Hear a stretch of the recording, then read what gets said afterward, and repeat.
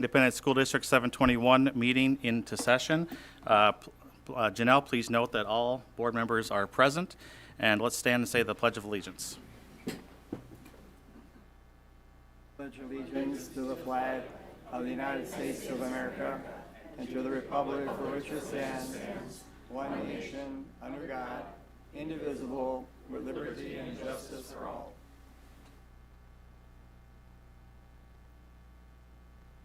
All right, we're going to start off the agenda tonight with our spotlight on success. This is going to be the student leadership at Falcon Ridge, so I'd like to welcome Principal Giesen here to start us off.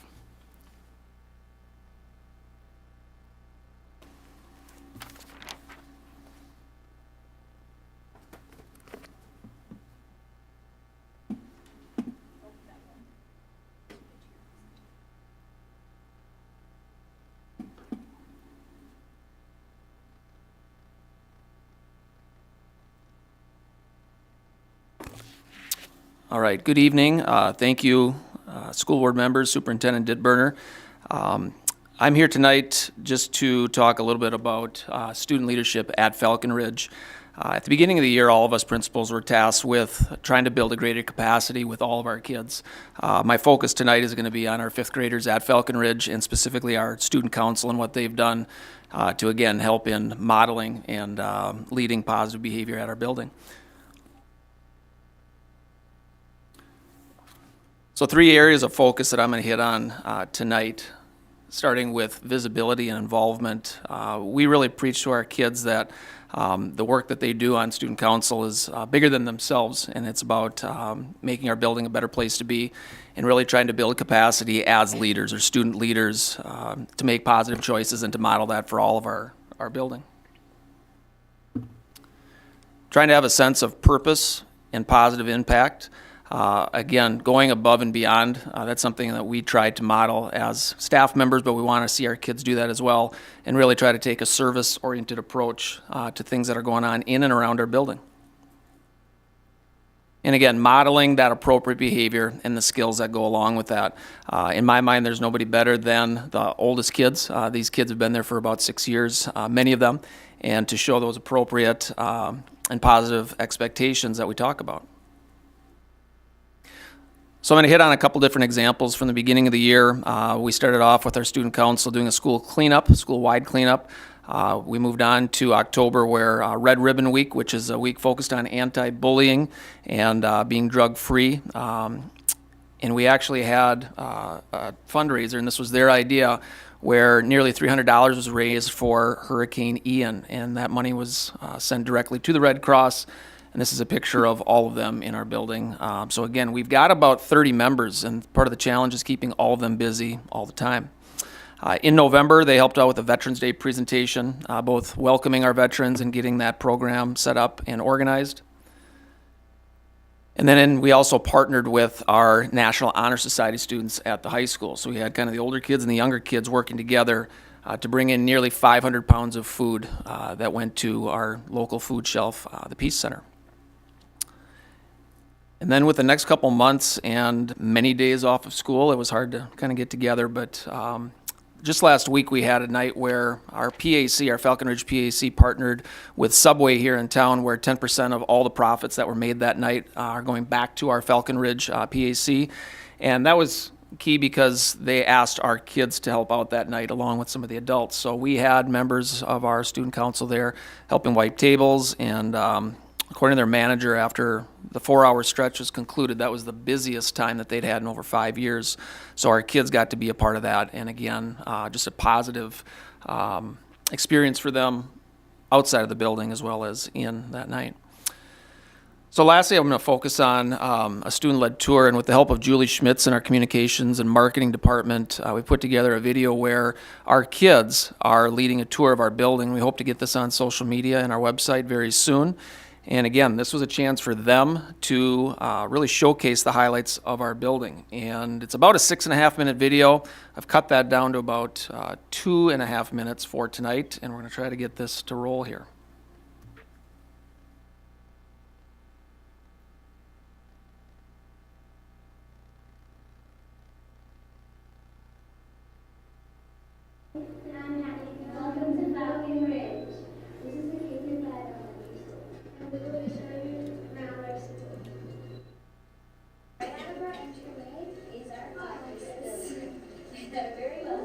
understand. There's lots of swings, slides, you have lots of choices to choose from when you come outside to play at recess.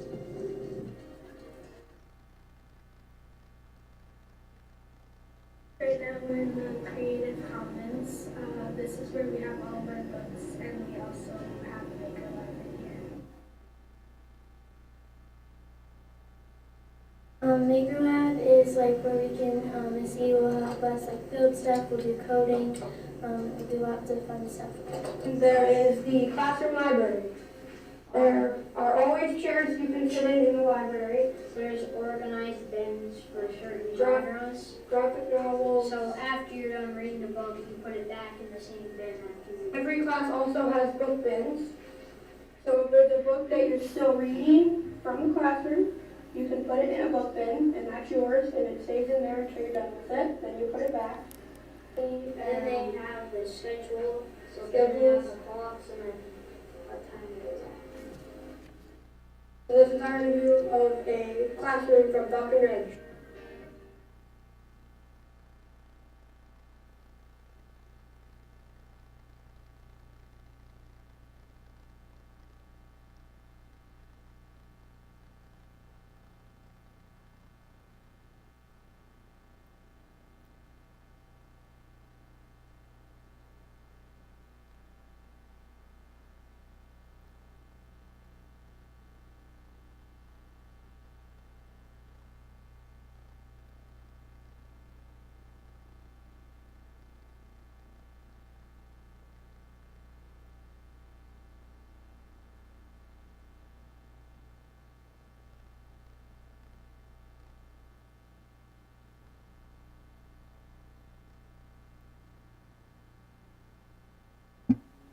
So again, the goal of our video is really to try to give, I'd say our families, but also the public, an insight into the building, but through the kids' lens. And it was with their help that we were able to put this video together. And again, we hope to get that out to have our families take a look. All right, thank you. Any comments, questions, or anything like that from any of the board here? All right, Thank you, Dave. thanks, Thanks, Dave. Dave. Appreciate it. All right, next is I'd like to welcome up Mr. Andy Volmuth and his family. I know his wife, Jody, and three kids. I've had the privilege to get to know you a lot more over the last month as we've negotiated your contract, just touch base on a weekly basis just to see where things are at. And I'm excited to get to know you more as well. I just know that you're excited to hit the ground running, so that's why you've been, you know, obviously we've been having our communication throughout the last month. So just welcome you to kind of introduce yourself to everyone. Obviously, we've had an opportunity to get to know you a little bit through the interview process, but just give an opportunity here tonight to share a little bit more. So. Thank you. I think I'm more nervous tonight than I was during the interview process because my family's here with me. But board chair, fellow board members, Superintendent Dittberner, administrative team, guests, and members of the greater community, you know, I want to thank you for the opportunity for being here tonight and being so welcoming to my family and me. I am thrilled to be chosen as the next superintendent to serve the New Prague area schools. And again, I thank you for entrusting me with this really, really important responsibility. I do have a couple of remarks, but first I want to thank Superintendent Dittberner. I understand there's some difficult decisions that need to be made throughout the rest of this school year, but I want to acknowledge his significant contributions to New Prague over the last 10 years and beyond. And we've had a chance to connect a couple of times, and I've always come away very, very impressed with how welcoming he is, which I think says a lot about the organization, as well his deep knowledge and passion for the New Prague schools. So thank you, Superintendent Dittberner, and I look forward to working with you in the months ahead. Somebody asked me earlier today, do you have a speech? And I said to myself, I don't. So I asked my family what I should say. And two middle schoolers who I should introduce, Gus, Julia, I told them I wouldn't make them stand, and Grace reminded me, as well as my wife, to keep it short And don't embarrass yourself, and don't embarrass us. So I asked them what they think, what would you need to know about me as the next leader in New Prague? And Julia said, what she would like you to know best about me is that in her 12 years, she has never learned to read my penmanship, and at this point has given up on it. So you can expect more typed rather than handwritten notes. Gus would like you to know that I celebrate probably too often my small town work ethic, so much so that he reminds me that he did not grow up on a farm just like I did. But I would hope that hard work and high expectations are characteristics that define my leadership in New Prague. Grace would like you to know that we love to play Yahtzee in our house, and that she was recently crowned the Volmuth family Yahtzee champion. I'm not so sure how this connects to leadership yet, but it's really important to us to be able to spend time together and have fun. And Jody, my wife of almost 20 years, would remind me that we have found harmony in our relationship because there's the wrong way and then there's Jody's way. And later on, I'll give you her cell phone number, so if we ever get into a pinch, she is a great guide for me, keeps me grounded, but also is a great resource as an educator as well. Again, I'm really, really excited to be here to help build upon the proud tradition that exists in this community, in the communities that comprise the New Prague area schools. I don't really have an agenda other than to work on building upon that proud tradition as we continue to work together to uplift that strategic plan to make sure that we have a promising future for all of our students. And know that the New Prague way, which is something I referenced throughout my interview process, I'm going to go back to look at my notes again because I had it committed to memory, but I want to make sure I say it right. Doing what's right, showing people you care, and committing to excellence will continue to be the foundation of this organization. So starting in early April, with your blessings, I'm hoping to start my leadership transition plan. And what that will consist of initially is just listening tours, where I'm going to hopefully meet with all of you, meet with members of the administrative team, and again, with no real agenda other than to build relationships and understand what has worked and where we need to go to inform those next steps. Throughout the summer, my plan is to also engage with external stakeholders. If you remember the interview process, I talked a lot about being bridge builders and myself being a bridge builder for the district within the greater community. So I'll extend those listening tours out beyond just the stakeholders within the district. And that will be the formation of our leadership, or the leadership transition plan that I will present to you within the first 90 days of my time here. So I know you have a busy agenda tonight, but I want to thank you for giving me the opportunity to serve this great system. And I look forward to working with you on behalf of everyone involved with this great school district. So thank you very much.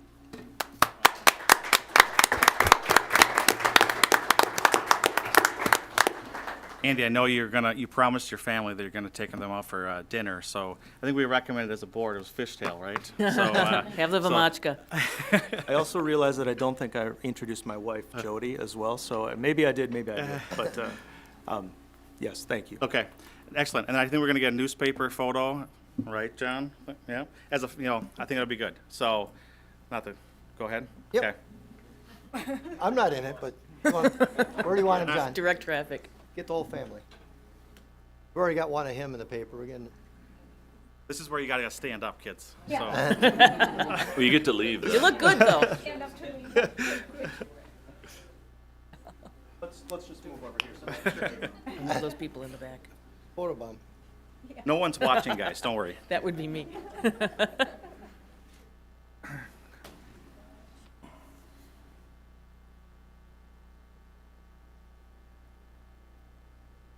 It's like Moses.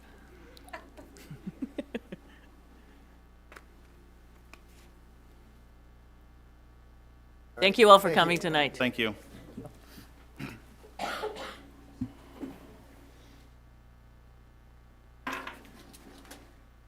All right, well, good. All right, the next thing on the agenda here is the open forum. And first person who can come to the table is Stephanie Hoffman.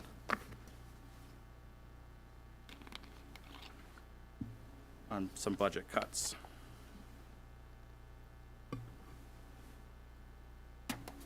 Welcome. Good evening, members of the board. My name is Stephanie Hoffman, and I've been a part-time employee at Eagleview since 2018. I split my time between special education program and working in the front office, providing customer support, community support, program support, and family involvement. I have also been a substitute teaching mostly in situations where a sub cannot be found or on very short notice. I know the systems, processes, and procedures at Eagleview. I am here tonight because I was informed last week that my position is on the list of positions proposed for elimination.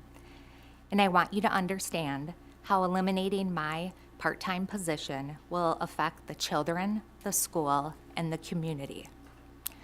Before Eagleview, I was in the corporate world. I worked for Medtronic, post-consumer brands, in HR, meeting planning, and recruiting. I bring a unique skill set with over 20 years of team-focused experience. This community has been losing teachers, subs, and resources since the pandemic. Children have been heavily impacted, having experienced this crisis during important periods of their physical, social, and emotional development. School support staff play a critical role in ensuring students are learning in a safe and supportive environment. We are in a unique position to foster positive, trusting relationships with students to perform their best in their morale and in behavior. We are seeing more and more kids that need support on multiple levels, and it's our job to help. Without support, the opportunity for our kids to thrive academically, socially, and emotionally is impacted. The other part of my job that has the most effect on teachers and staff, and ultimately the kids, is my involvement with families and the community. I am the liaison between teachers, PTO, and the community. This is no small role, and it's done at all times to support our events. Eagleview also houses K-5, preschool, AM, PM, all day, wrap, all day, kids company, morning, afternoon, and summer. This is unique when compared to other schools in the area and even within our district. In comparison to other schools, they may have 2 secretaries, yet the services provided and how they support their schools are very different. In our school, the staff is already spread very thin. This would make it an additional struggle for this very important area. How will our office manage the traffic with additional duties and less support? Are we willing to sacrifice the mental health and stress of our professionals throughout the school to cut such a crucial role? Many residents of Elko New Market attend the schools in other districts. Because of this, it's very challenging to get volunteers and community support. Our parents work more hours, multiple jobs, to perform for their families. This is causing a drastic shortage of resources to support PTO, making support roles such as mine a much higher impact than other schools. Continuing efforts for this community will cause our enrollment numbers to rise. Plans for more housing are already to take shape this spring. Last year, we did a number of different events for our PTO, but the 2 fundraisers that I organize and lead, we brought in nearly $48,000 to the school. That amount alone covers PTO's entire annual operating budget and allows us author visits, magazine subscriptions, fully funded field trips for our kids, family fun night, picnic, appreciation meals for our teachers. Who's gonna do this? who has the time or the energy? The question I leave you with is, if my role is eliminated, who will do this and what will the impact be on the kids, the school, and the community? For this reason, I ask you to reconsider the proposal to eliminate this role. Thank you. Thank you, Stephanie.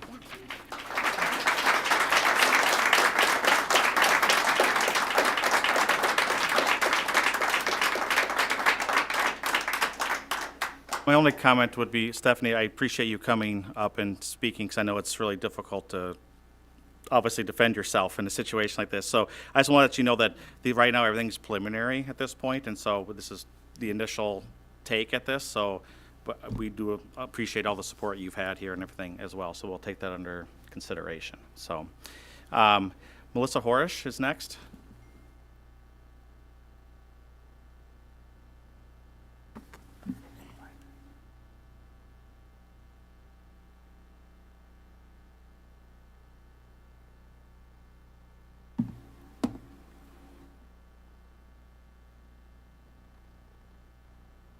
Good evening. My name is Melissa Horish, and I'm here speaking tonight as a community member of New Prague who has vested interest in our students and their futures. Recently, I attended a racial justice training that taught me a phrase. Sometimes in racial equity work, people of privilege like myself need to move up and take space, meaning that there are times when it's important for me to speak up and speak out. And sometimes I need to move back and make space, meaning that there are times when I need to support people of color and make space so they feel comfortable to speak up and speak out. Tonight, I'm moving up and taking space. Racist acts are still happening here at school. A parent I was in contact with recently told me about how her son at the elementary level was being called names and told he's not welcome in our schools. The parent told me her son was so distraught, he wished he was white so his peers would leave him alone. He also wished that he wasn't alive, so he didn't have to feel this way anymore. Imagine if your kid came home and told you they wished they were dead, so that way they weren't targeted due to something they had no control over. This parent also told me that the school was aware of the situation and that her son would often talk to Mr. Fulton, the equity coordinator. And although this is, in my opinion, super, that Mr. Fulton was there to support this young student, the mom very eloquently stated that her son felt that he was being singled out and even felt punished, not because of what Mr. Fulton was doing by trying to comfort him, but because he was being talked to over and over and over again, instead of there being consequences enough for the students who are bullying him and racially attacking him to stop. This is one family that's feeling the impact of a system that's not helping them. This is a student that does not feel like he belongs. He's not feeling the guiding principles of the New Prague way to do what's right and showing people that we care. This is just one family who felt comfortable sharing these incidences. So I'm here to step up and take space. I'm here to tell you and to keep telling you that we need to do more. We need to continue to do better. We need to make sure that every single student feels welcomed and loved and safe at our schools. All children have the right to a safe learning environment and to not be singled out based on the color of the skin or the people that they love or how they identify or their varying abilities. Educators know that in order for children to learn, they need to feel loved, welcomed, and supported. We as a school district and as a community need to do better. I was lucky enough this past year to be selected to be a member of the task force through New Prague area schools. It was a wonderful start, but it was just a start. We need to keep working. The school district needs to keep going. New Prague area school needs to involve the community more and to keep learning and growing and working on racial, social justice, and equity. And I totally get it. Look behind me. I'm aware that the school district has a lot going on. A new superintendent's on the way. Congratulations. A lot of budget cuts need to happen and need to get voted on. It's easy to put things on the back burner because there's always going to be other things to move to the front. That's why I'm here tonight. I'm going to keep coming and reminding you that we need, as a community and as a school district, to keep working on this issue. And because I'm the type of person who likes to offer solutions, here's a couple of easy and inexpensive ones. One, look at resources about restorative justice practices at the K-12 level. There are many other school districts in the state of Minnesota that use this approach. 2, partner with local community groups and offer community ed opportunities for staff, students, parents, communities, to grow in their understanding of racism and how we all play a part in creating a safe community and school environment. The task force ended with a lot of really awesome ideas, and many will not impact a budget that's being cut. So for students who are continuing to being targeted, please keep these ideas and the ones the task force ended with on your agenda. Thanks for your time. Thanks, Melissa. Thank you. Thanks.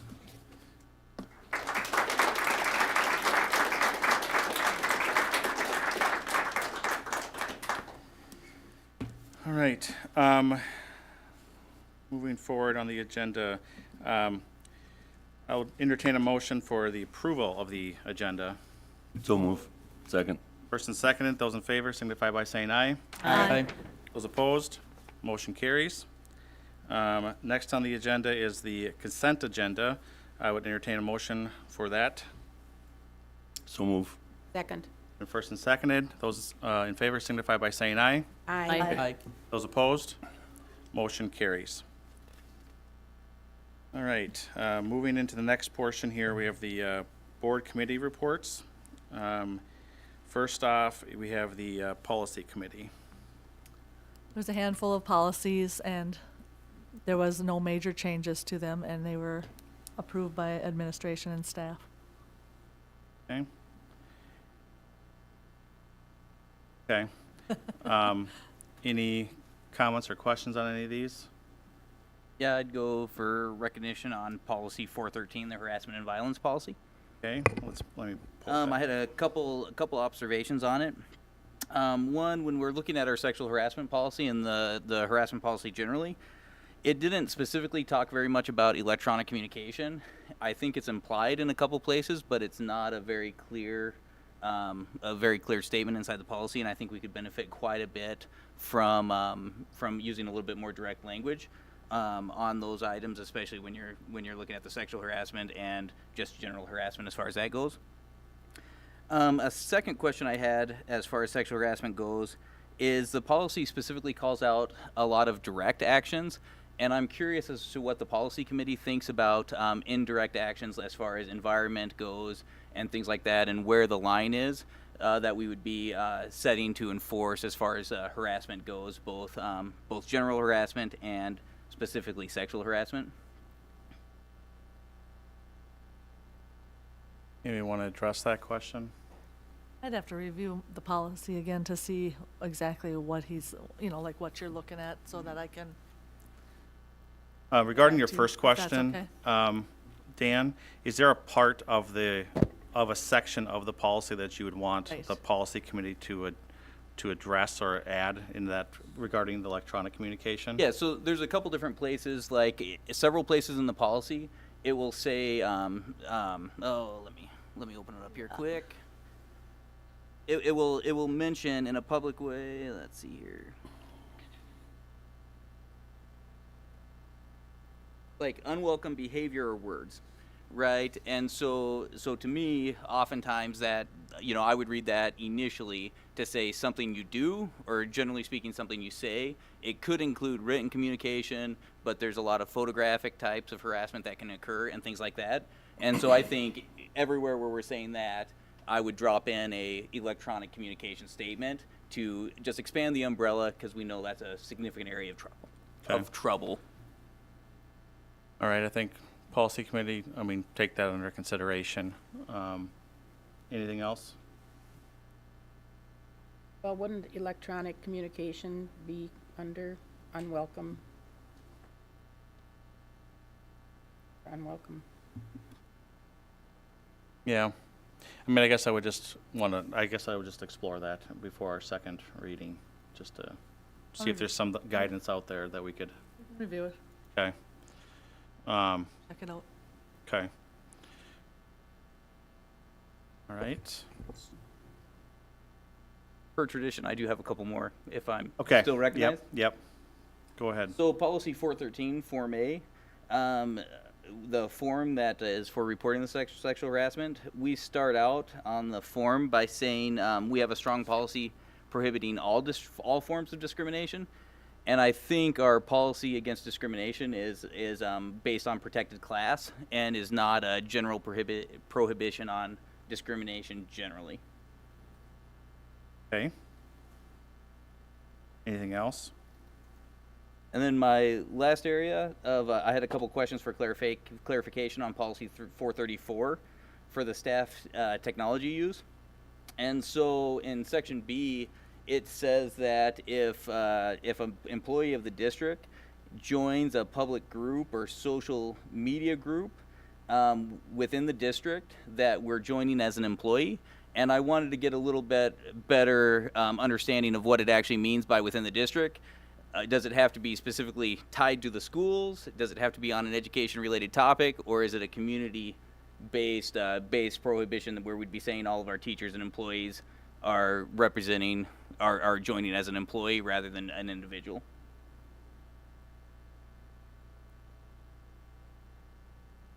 I guess sometimes I guess I would take that as whenever I go on any social media site, I understand that I'm representing my employer in some cases, or myself as a school board member as well. So I guess that's how I read that section, is that you can't take that hat off. So as a teacher or as an administrator, the comments you're making maybe look poorly or against your employer.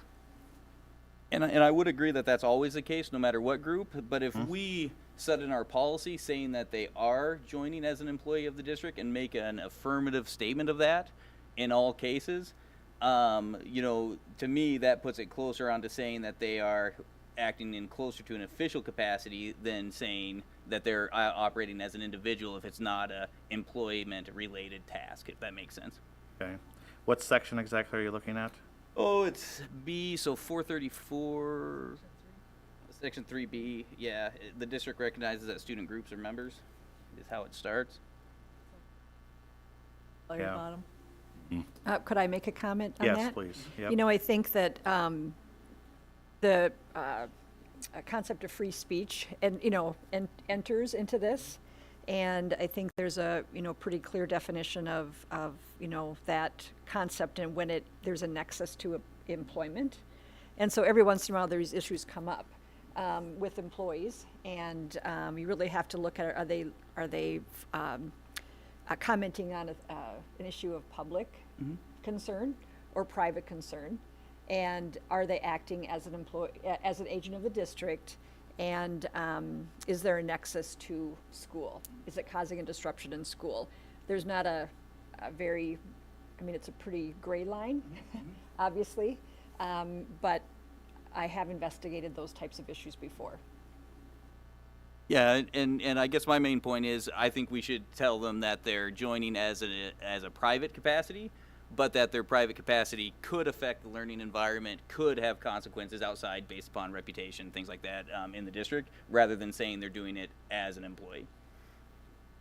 And I think But that's all I got today. Yeah, this also refers to putting student issues on social media, so that also has that nexus to work. So I get what you're saying.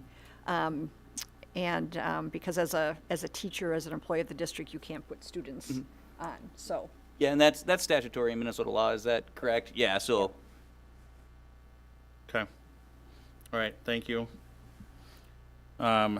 Moving on to the next section here, Southwest Metro Intermediate School. Yes, Denny? Southwest Metro had their monthly meeting last Tuesday, and it was a rather long agenda because we skipped our meeting in February due to the snowstorm. So we had quite a bit of work. Tim was the superintendent in charge for the last time, and so another one of those last that you can start crossing off. The meeting started out with what's cool in the school, and it was a report given by the Career Tech Education Coordinator. And this is a very good program that allows students to learn a lot of career tech types of programs, a lot of education in that field. They're expanding all the time. In fact, they're going to have a class on drones coming up, and they're staying very current. So our students here in New Prague are very fortunate to have access to that career tech education. It's not just the typical drivers or the auto mechanics or the construction fields. They do a lot of other types of programs as well. So they keep on expanding and keep on making it better for the students. Then we talked about the purchase of the school site in East Carver, and that's still going on. We had to wait for Attorney General's opinion on that as to how we're financing it and whatever have you, and that came in our favor that we can continue going the way that we're going. And if it all plays out really well, we have a $537,000 grant that we are scheduled to get approved from the legislature. And if all goes well, we can use that grant to actually pay for that facility. So if we can negotiate the sale and get it all worked out, it'll be a great addition.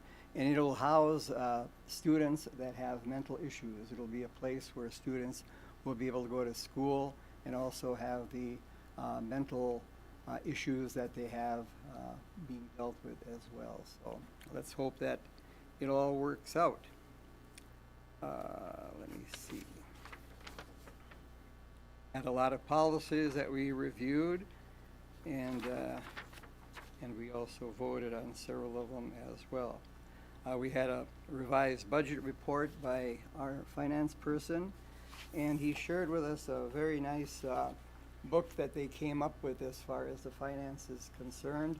And it really does more than just finance. It talks about the programs that are available, the cost of each program, the attendance. It does a lot of good work as far as clarifying what Southwest Metro has to offer and the costs and everything else like that. They're concerned with that. So really a good job on that. And we're sitting quite well as far as our fund balance is concerned. We're doing as far as our finances are concerned. And then finally, we had a couple of things that are coming up in the future. And one of them is the Southwest Metro Equity Summit, which will be held on June 20th in Prior Lake. They had the first one last summer. I was fortunate enough to be able to attend it, and there were several New Prague staff members that were also able to attend. And if any of you folks have an interest in that as board members, you're sure welcome to come.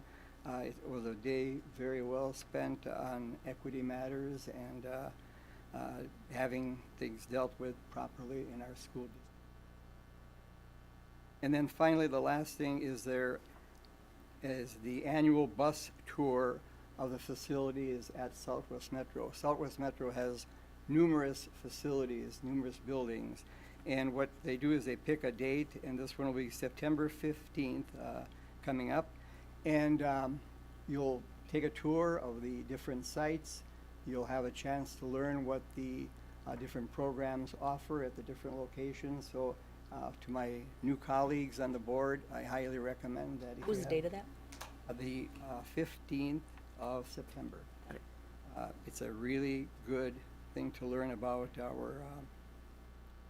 our Southwest Metro Intermediate School District. And getting back to this, if anybody would like a copy of this, any board member would like a copy of this, let me know and I will secure one for you. Okay?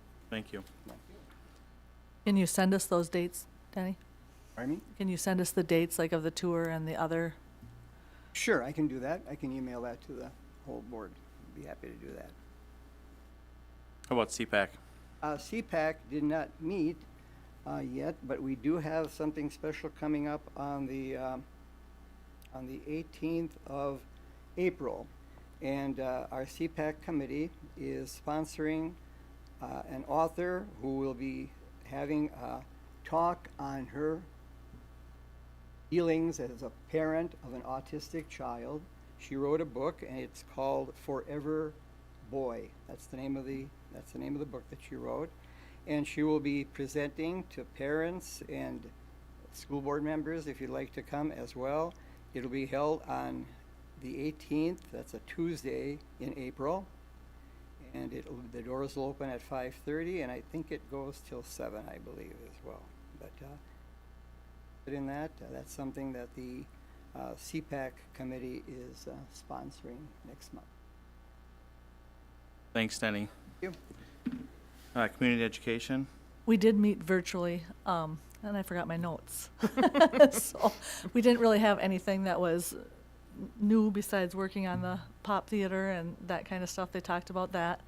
And just general, really general right now. I mean, the new book came out just recently and stuff like that, so. Okay. Legislative committee, Dan? Nothing this Okay. month. Early Childhood Community Coalition. Yes, we met last week, and they've received a $17,000 grant from the Southern Minnesota Initiative Foundation. This will be used for scholarships for students that would like to attend full-day pre-K programming, and the scholarships will be based on financial need. And they're also going to create some parent resource tote bags that parents can check out, and there will be 12 different topics with these tote bags. Next year, there will be an additional preschool classroom at Falcon Ridge, and there's currently space available to add the class there, and it will be beneficial for families that already have older children attending Falcon Ridge. And there's also going to be a new nature-based preschool classroom next year, 3 afternoons a week. One day will be spent in the classroom, and the other 2 days will be at Cedar Lake Farm. And let's see, right now they have 325 preschool students in the program, and the registration for the 23-24 school year is open, and they'll continue to offer half and full day options. Over 800 parents and children ages birth through 8 have attended the Let's Play Saturday from January to March, and that's 200 more people than participated last year. And they're working on an ECFE brochure for the coming school year, and they plan to create and mail only one brochure for the entire year that includes all of the fall, winter, and spring classes to save money on brochures. Thank you. Joint Powers Committee. That's Karen. me. We've had 2 meetings in the last week. We had our Neptune coaches resign, and so we are in the process of looking for replacements for them. Sandy, help me out, make sure I'm saying all this right. What we're going to do, what Sandy's going to do, is take those 2 and kind of combine them into one and give some of those obligations to Megan. Yes. And work through that, and so we're going to be able to kind of cut one of those positions down a little bit, which will save us some money. They'll have the first rounds of interviews for those candidates on Tuesday, March 28th. That's tomorrow. Okay, and then the second round will come after that. Second round will also have representatives from the Neptune Club on that in those interviews. Let's see. Recent events. We had a bunch of information come from Megan. The recent events that she worked through was there was an event at Next Chapter Winery. They did family fun time. They did time in the pool. The good news is they found 2 new lifeguards that are going to be coming soon, which is always a good thing to have lifeguards in there. They're doing a bunch of different challenges for the fitness center, and they're going to start a new water in motion class. Oh boy. They're also ordering some new equipment. We also had a bunch of financial information that Sandy can help me out with if I'm not saying this right. What I'm going to throw out there is that loyalty, what do you call those? Loyalty memberships are up. That's good. Month to month are up. Silver revenues are staying very strong. The one thing I think I got right was that the net losses this year were down from last year. So we're still in the red, but we're working our way up. All right, I think that's it. Did I get it, Sandy? What's the aquatics thing? There you go. Thank you. Thanks, Karen. Superintendent Dittburner, your message. Okay, just a couple things. I'm going to, first of all, thank Tony Boothie, the Education Foundation, for working and sponsoring the Arts and Activities Showcase last Thursday at the Park Ballroom. We had a number of teachers that went above and beyond and did a great job displaying artwork, or had students showcasing their talents in the fine arts. And we had just tremendous attendance at the Park Ballroom last Thursday. I couldn't believe how many people were there. So I know a lot of you were there, and it was a big success for first year. So I thank them for the great job they did, and I'm sure it will continue because it was a big hit with the people that were there. And then just the other thing I want to mention, I know he's not going to be happy with me saying this, but I want to recognize Brad Skogerball, our activities director, who is named Minnesota Activities Director of the Year. Mark Bartuzik, who represents the board for the Minnesota State High School League, him and I will be attending the banquet on Wednesday night. The Minnesota Activities Directors Conference is going on this week. So it's a big honor, and want to thank him for the great job he does and recognize him for that. So let's give him a big hand. Job scope.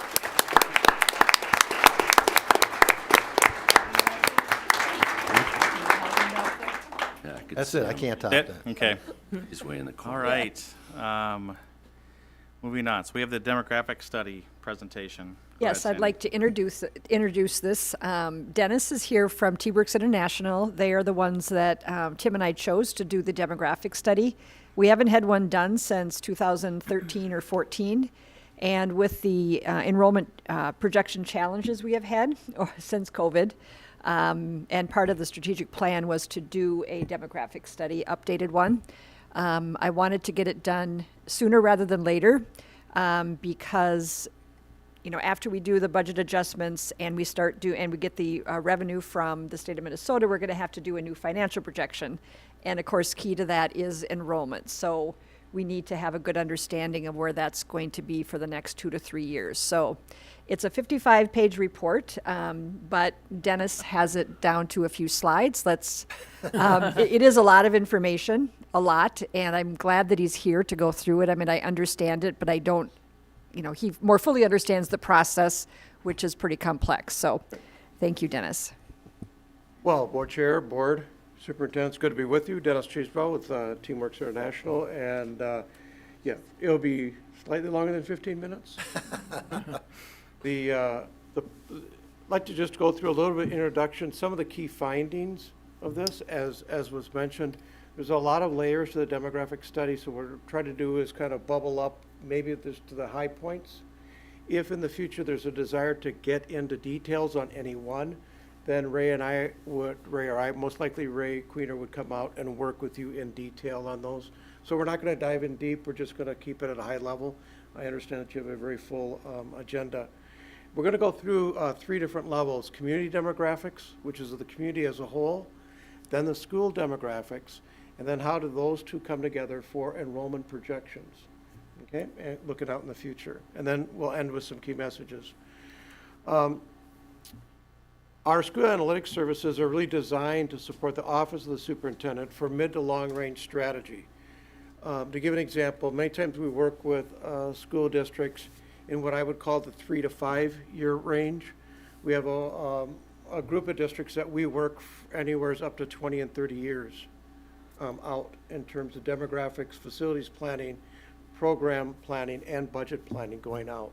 So it supports all of those. It's important, I think, also is that the school analytics also are useful to a school board in its governance work. So it supports the superintendent in the management work. It supports the board in its governance work with regards to policy development, long-range view and planning, operational oversight, and a couple other things as mentioned, as well as the public engagement. The primary goals of this presentation is to inform the board and the public, to generate some discussion, perhaps tonight, perhaps in the future, and really develop insight into what might be options and opportunities. The key, if I was to go to the key messages and bring it forward, because sometimes just get to the bottom line, what I would frame it from a board's perspective, as we looked at this, in a nutshell, there's not a crisis. Sometimes we do this in districts and there's several crises. There isn't a crisis. Point number two, you're well positioned in terms of facility sizing and capacity. And we'll get into, there's a couple of factors that we think you need to monitor on an ongoing basis. So in a nutshell, there's like no big surprise. Maybe you're hoping for some. We have some school boards that don't like when we bring them some really interesting things you should look at. What is unique, and if you take a look at your district is projected to grow in school-age population out over the next 5 years, both in terms of 0 to 4-year-olds and 5 to 14. If you look at school-age population and specifically birth in the state at large and the country, as you know, it has been falling since 2008. We work with districts in the metro area that where live birth is down 70 to 80%. The impact there of live birth in school-age children is far more dramatic. It's typical that we'll find growth in school-age children only where there's what we would call demonstrable development going on. In this case, we see that you have live birth that's just occurring. So just from a board's perspective, public's perspective, that's a really good thing. Not all districts have that. You can see between 2010 and 2022, your resident births have declined. And so what we're seeing is the evidence of that changing around. You also, on the right-hand side of the screen, there's just under 1,000 housing units planned within or in close proximity. And taking a look at our way of looking at this data plus your actual yield out of those recent developments, we're looking at somewhere around 340, 350 kids yielded out of those new homes. Thus, what we say is the decline of resident births is going to be offset by some of the housing. That's what you end up. The key, another key point I'd offer for you, market share at 85%. So I can ask the board, where do you think that sits with most school districts? Anybody want to characterize 85% market share? No Probably, idea. it's not a trick question. You're asking me to do Average. math. Is that average? Okay. This would be in the range of unbelievable. Okay. I'm just telling you, we rarely find a district with 85% market share. What is the average? You're going to be in the 60s to 70s. 80 to 85% market share is typically the goal of school districts. So when we looked at this, because I remember when we first looked at the report, I emailed the researcher, said, just want to double check on something. We don't see this market share. But you're going to see in just a few minutes, there is a difference by grade level and in geography across your district. But this is one of the things going forward we think the district really needs to pay attention to is about maintaining this market share because it is unique and it's an asset for you. Okay? Yes, you want to just explain to everyone. What when they market ma- share? Yeah, Yes. what is market share? Market share is of the total number of school-age children within your district, what percent attend one of your schools? So the lower market share would be ones that choose private school or open enrollment out. It's typically going to be open enrollment out, private school, homeschool. So this doesn't factor in the open enrollment in, because it's just the kids within our district. Right, it's just the Okay. because the factor in open enrollment in would give you a false picture. So this Right. is just Okay. in your geographic area. Okay. Okay? So you know your district well. Nice, interesting shape. If you're not aware, maybe you are aware, the interesting shape of school districts in Minnesota was determined by? Farmers. So you've worked with Ray. No, I knew that, just, Okay, it's by, and that's why in Minnesota, you'll have school districts within their boundaries will be acreage that belongs to another district. So sometimes the public wonders, who came up with this? Over 100 years ago, farmers did. In all of these, what you're going to see is the upper left hand is going to be a title. What are you looking at? And I'll get into describing more about the details when we look at these mappings. We look at looking out. We looked back to 2010. We looked out to 2027. In terms of the number and the percent of total population by age within your geographic area. So note, if you go online and look for demographics, the reason why you're going to see differences is that these demographics are for this unique shape of your district. It's not county demographics. It's demographics for this unique shape.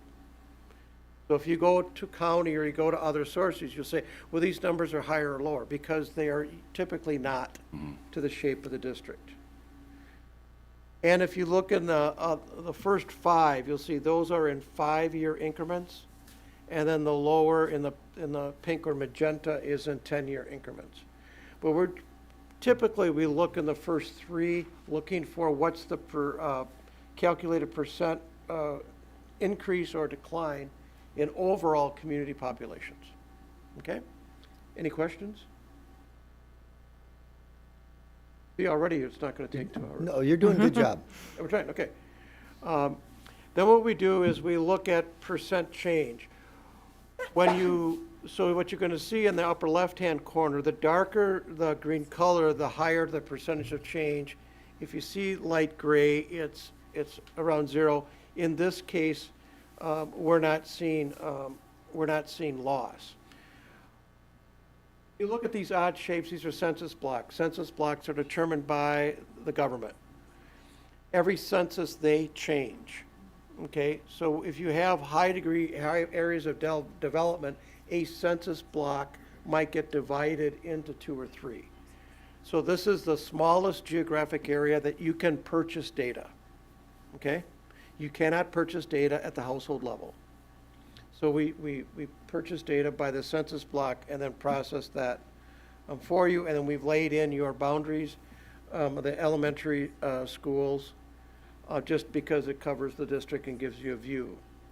So on this, Dennis, could you go back? So, or maybe you're going to go with this at the end, but Raven Stream and Eagle View, because they're darker green, will have the greater percent population. And by the way, you're going to, if you look through this, you're going to see specific patterns of density of populations and growth of populations are occurring in the same areas. So then when we look at what is the total population, so this is not student, this is all ages. And so the gradation scale gives you the total number of people living within these different census blocks and gives you a relative sense of density of populations.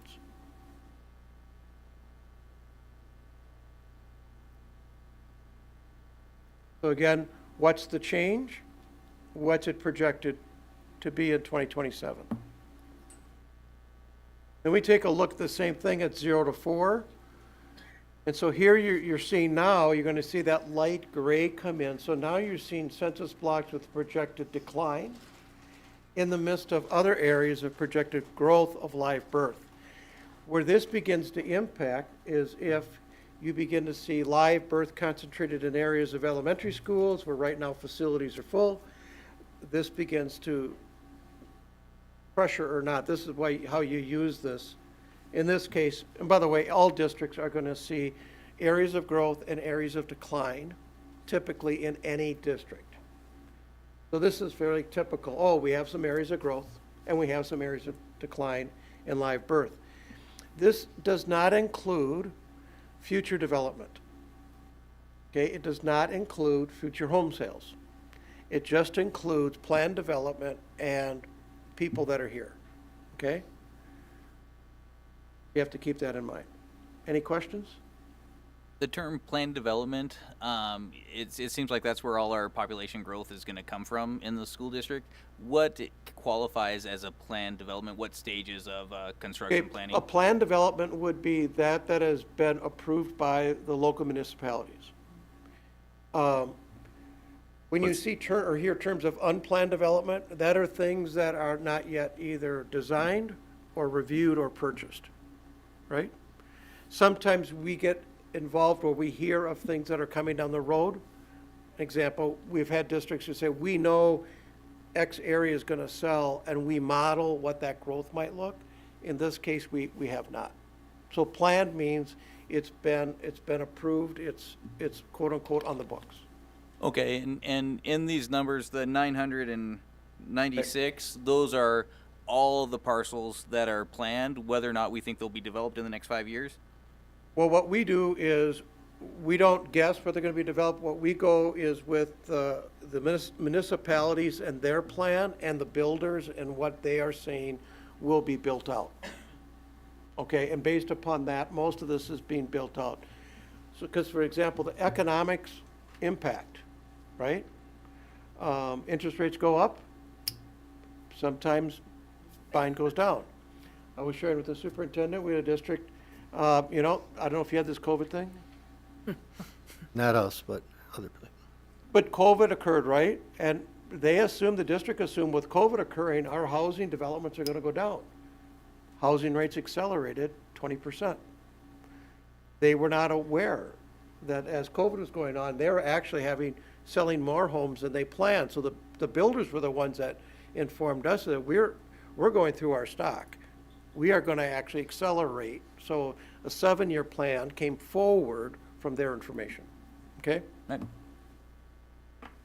And then looking at 2027, where the density, again, of 0 to 4-year-olds, and again, the color gradation, if you look at the upper left-hand corner, will tell you the relative numbers. You see a combination here of, where's growth and decline going to occur, and then where does that leave you with? And then 5 to 14. Now you see a different chart. Smaller areas of growth, and leaving you with projected populations in the future.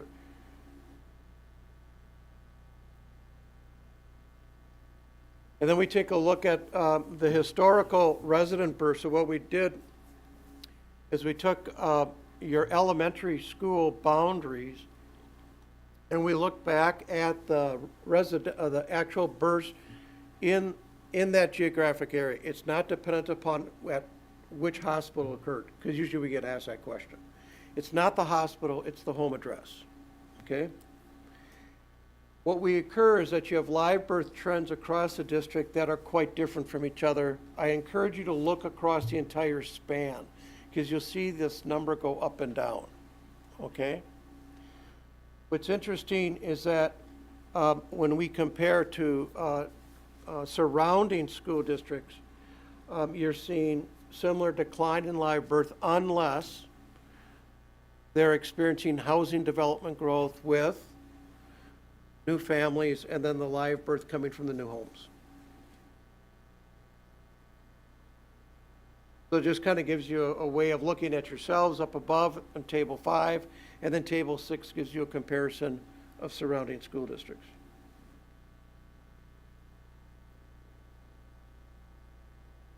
We thought we would just put in 21, 22, where are the resident births? And again, you're seeing a certain pattern, right, of density of high and low.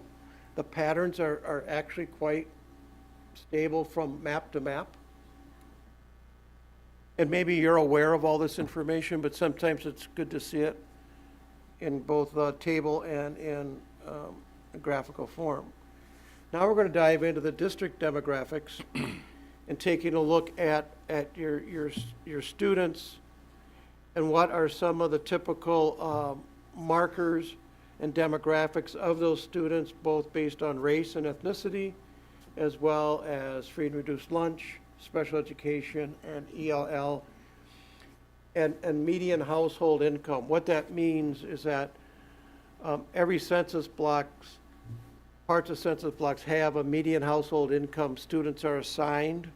So we don't say, it's not individual homes, but we're saying if they live in that area, they end up with this median. Because your census blocks are large in your district, you don't get as much differentiation between the home types. That's why.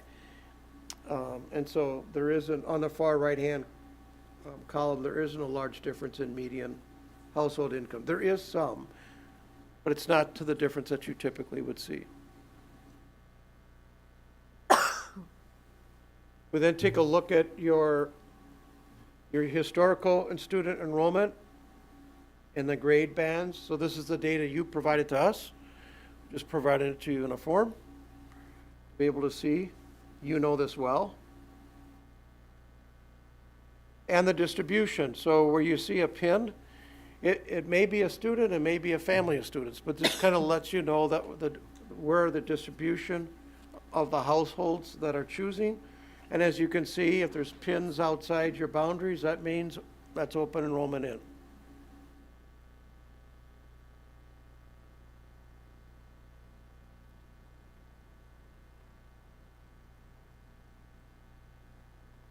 Next, we're going to go through 3 different slides. So this is the elementary K-5.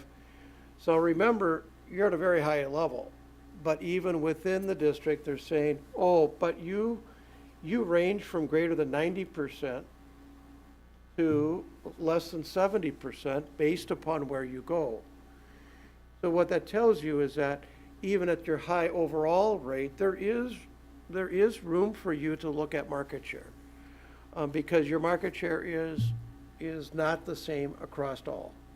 Where this typically has an effect is when you're planning facilities and the structure of what programs go in and what facilities when you start looking at market share both now and in the future. And this is an example. Sometimes we ask you a deep dive into, so what percent is that open enrollment out? Is it coming from open enrollment? Is it coming from private school? Where is the differences coming from? But we're just mapping the individual. So this is elementary, middle,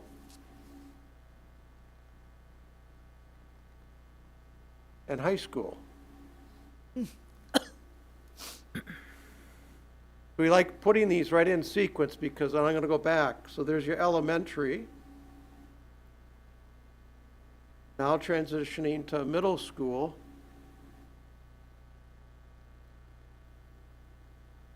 And into high school. The reason why we bring this up, just for administration and the board, many times when we work with districts, we find that the market share issue is typically equal to or greater than the housing development issue.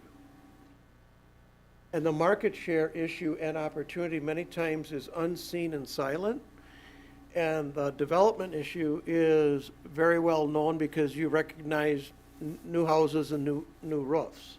But you don't always see the market share. So typically we say you should pay attention to both. In your case, even with a market share overall, you have opportunities for growth. In this map, what we did is we then took a look at each of the developments.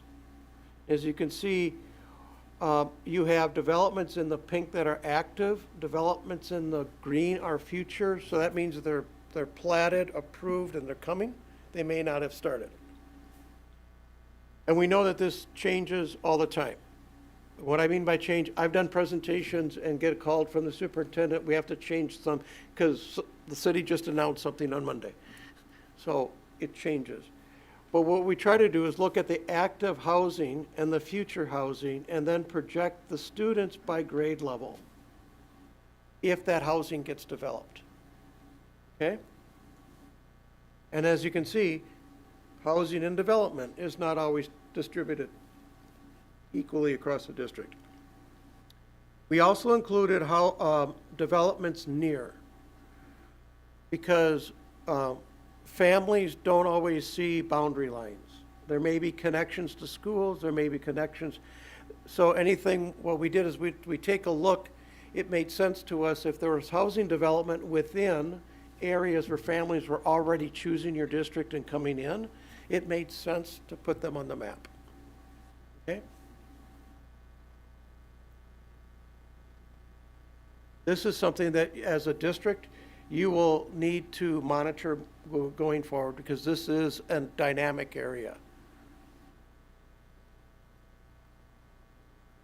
And here I just enlarged it for you. So the number in there is as of now, the available units. You get a sense of both active versus future, and you get a sense with the number of scale.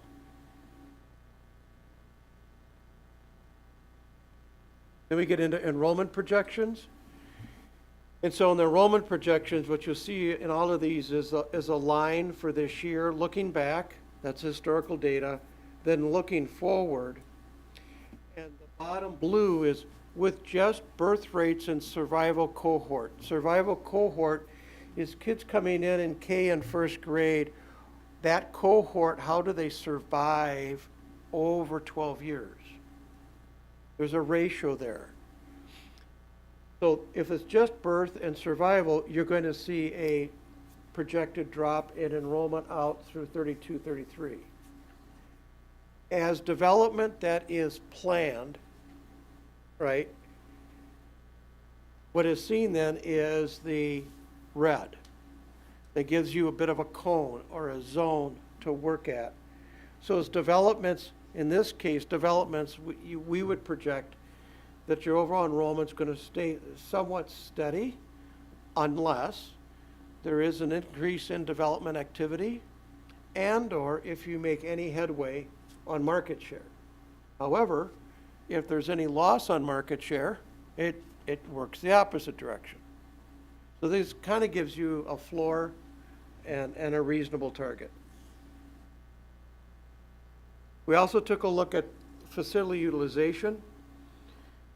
So if you take a look at where it is in 5 years and then out in 10 years, what that says for overall for your facilities is that there's not an immediate concern.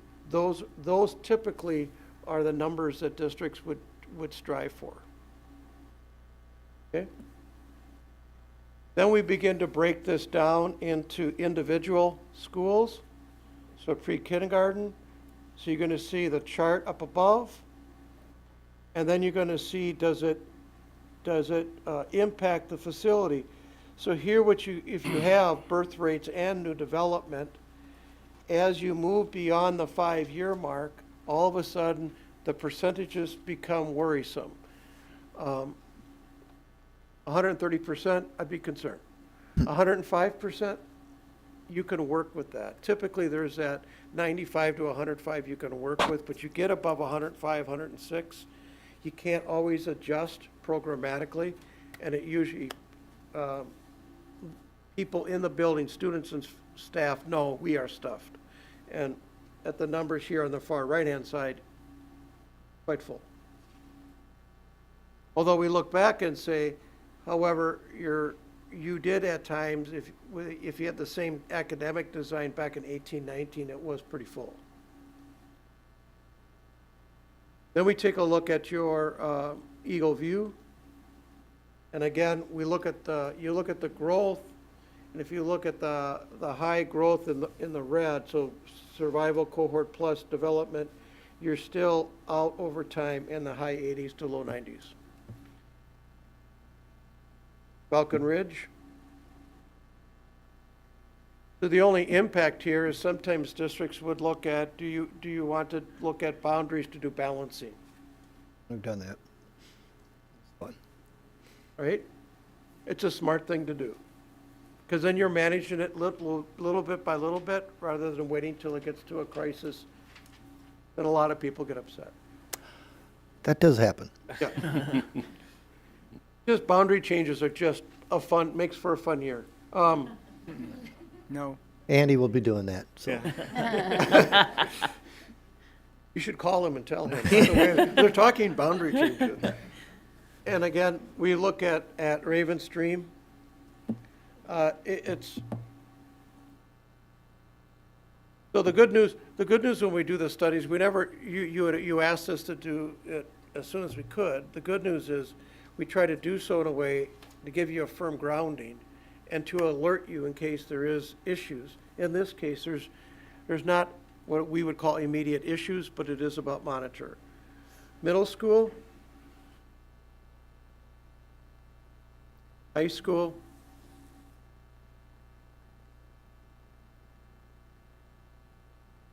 Key messages, your capacity appears to be well matched. Monitor birth rates and development.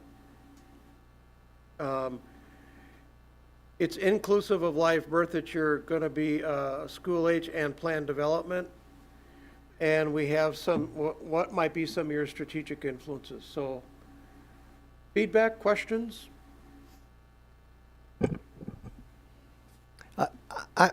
I'm still interested in that market share because we've been beating ourselves up the last couple of years about on our market share, which we didn't know what it was, but it seemed like with COVID, we lost kids to homeschool, private school, online school. Does that mean our market share was higher than 85% back then? Holy smokes.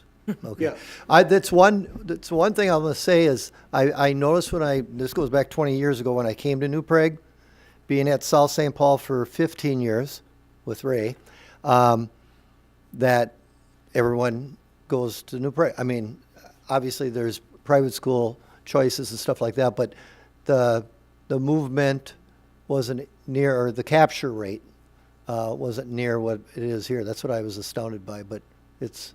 Right, and it is not. And I would offer for you, when we took a look at, you might be seeing at the micro level some loss, like during COVID, but you're not to the extent of other districts. Because other districts, COVID would, for example, would have been 3-4 slides because there's been so much loss. And we didn't see that here Okay. at this extent. Yeah. I would say COVID and social issues. Yeah, you like you said, you may have lost a little, but I'll just offer you this. When you have market share this high, it actually is as important as when it's low, because it's about maintaining it, right? So sometimes you might say, well, we're at 75%, we're hitting our targets. Say, you know what? When you get it very high, you have to spend as much time maintaining your market share as when you're trying to build it. You don't lose your eyes on that factor. All right? Maintain it by having a good set of programs in your schools. Number one, I'd offer you quality. Your excellence is one of your keys. Excellence, quality, and reputation. What's the word on the street? Because it's parents talking to families, that makes a difference, especially in areas you don't. Satisfaction with the schools. Yep. Ties into my presentation. I have one more question to close out on. With net migration out of Minnesota, how have you guys been seeing that? Is it fairly evenly distributed throughout the state? Is it concentrated in certain districts, or how do you anticipate that playing out if the trend continues? Well, there's a difference between net migration and the net migration out that impacts schools. Okay, so net migration, for example, we'll just say on households without kids, okay, is a factor that doesn't come into school districts. So we're not tracking, for a school district, we're not tracking that detail. Many times we're taking a look if we say migration moving out with schools or families, okay?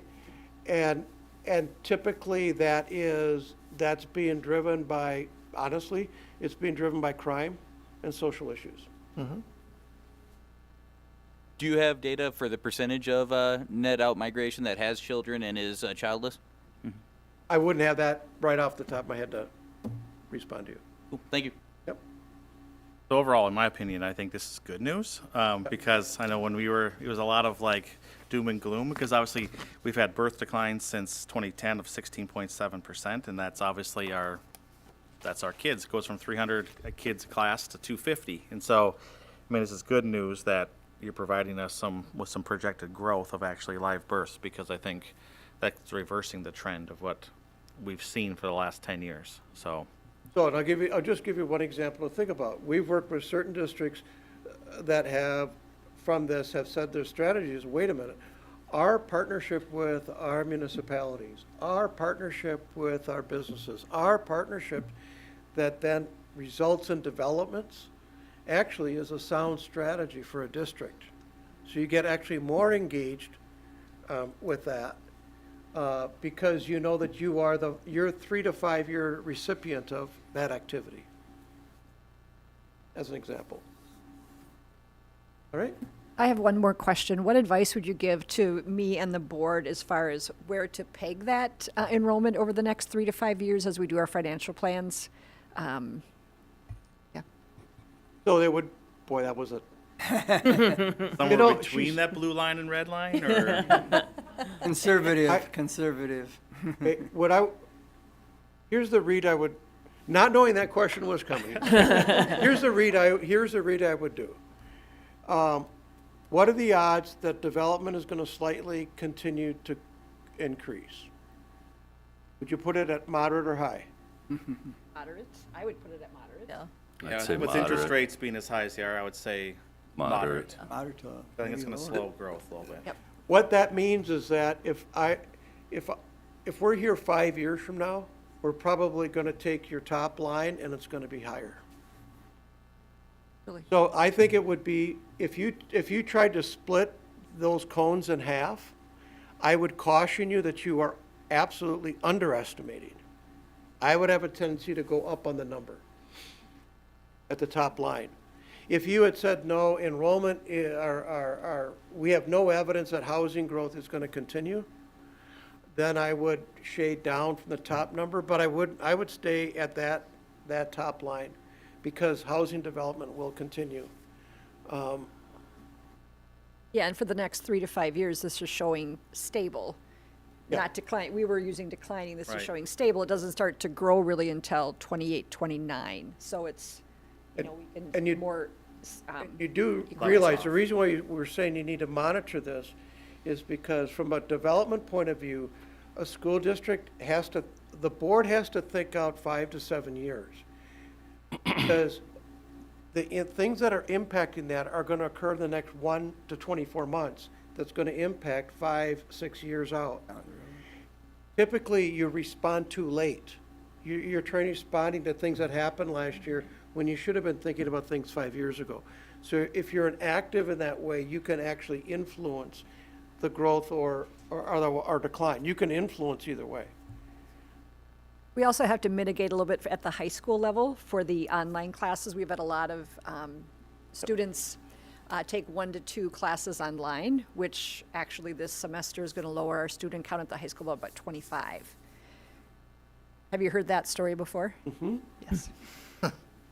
And guess what happens? You say, so think about that. You can observe the trend line, or you can say there's trend lines you want to disrupt. So here's an example, district, we have to maintain our market share. So we've worked with districts that said, fine, I'm not saying you do this, but we're going to go visit every one of the families.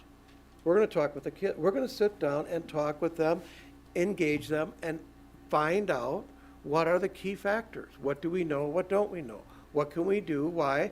Because our market share is actually real money, and we have to manage that. So, And there are districts that aggressively do that. yes. Minnetonka does that. There's a lot of districts, I would say, especially on the online, are getting more, I don't know if I use the word aggressive, they're engaging more. And it's, you may not hear about it in the news, you might not see it in reports, but there's a lot of activity after COVID of districts doing different things, and almost everything is about engagement of families and students in their needs and how can we best meet your needs. Yep, and we have started to do that with the online. Yeah.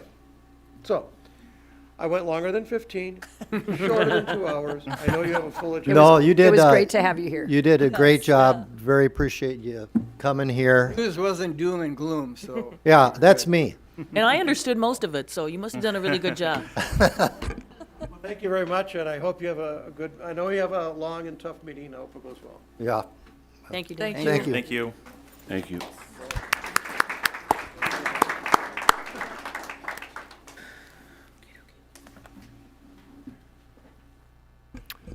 Welcome, Sandy.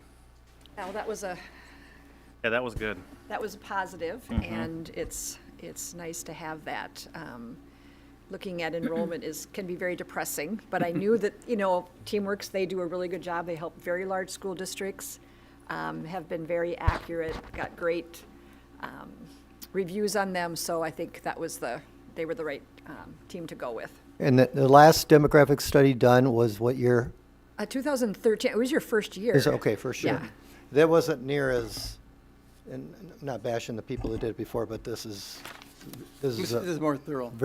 Much more thorough.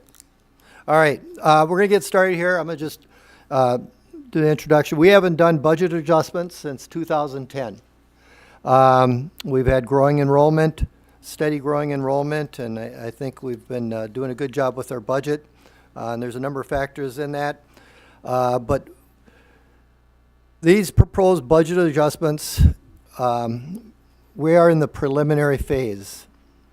Okay, this is a proposal. We have a work session coming up with the school board. We can discuss these budget adjustments on April 10th before board action on April 24th. We also, obviously, we're going to go through this presentation. I'm going to ask you to hold off on questions until we get done, and we can come back and if you want to visit some areas.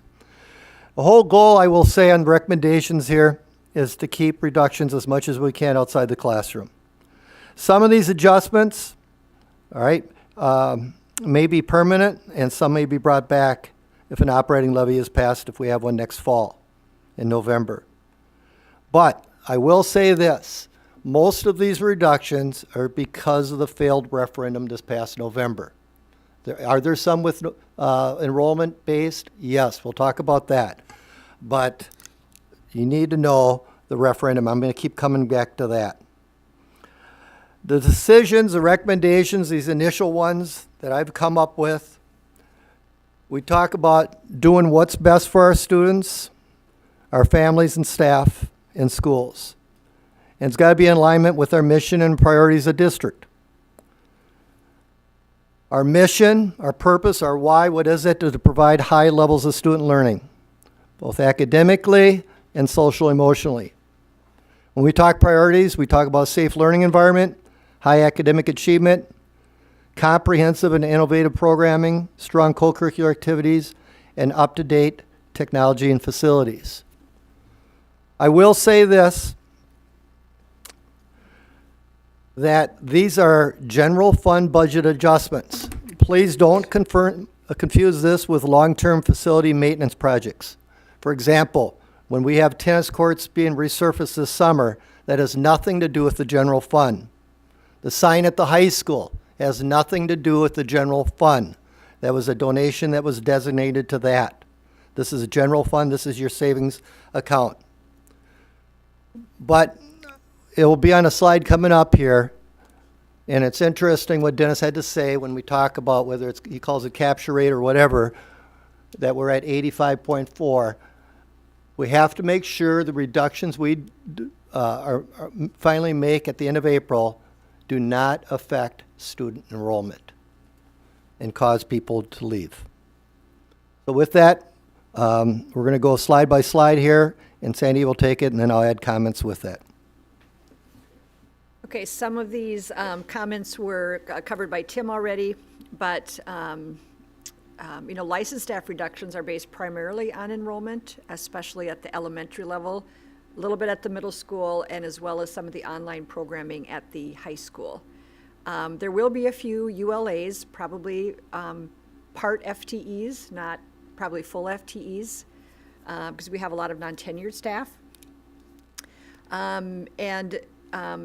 Budget adjustments are being done at comparable and neighboring districts that receive much higher revenue per student than New Prague, and here are a couple of examples. We took this from our levy presentation. There's New Prague with our total funding. This goes back to 21. The 22 isn't available yet. MD, it takes a while for them to sort through all their data. Waconia has a couple of operating levies that they passed. Lakeville has a high operating levy, and Northfield just passed a brand new one. Tim, if you want to. Yeah, and these are just districts. I mean, I could list many more, St. Peter, Mankato, other ones, but these are some that we had from our levy presentation that, you know, we don't have much to cut. People need to understand the amount that we get through local, state, and federal does not even compare to other districts. We get $248. That's what we get per student local. Waconia is almost at $1,100, and right now our fund balance is 12%, and we're projecting it to go down to about 3 or 4% if we don't do anything. Waconia is minus 12 right now percent, but they're cutting almost $5 million. Lakeville, I don't know if they're at 7 million right now, but they're going through that, and they're getting, I think it came to about $1,500 per student if you include the technology and operating levy. And Northfield's at the max at $1,800 some dollars per student that they're getting, and they're still cutting. They're at about $2.25 million cutting. So we said we were going to be cutting if the referendum passed, and that's where we're at right now. But we're looking at the $3 million, and this is not an easy thing to do. It's not a fun thing to do, but I guess as superintendent, I've signed up for it. So Yeah, and I don't think it's, it's cutting, 5 million or 7 million would be very, very difficult. 3 is a lot, but it could be worse. So I'm trying to look at the bright side. So the process and philosophy, we did a meeting with staff at each building. Tim and I did a little tour of all the buildings, just educating them on where we're at and why we're here, and just talking about that 3.1 million and then the process.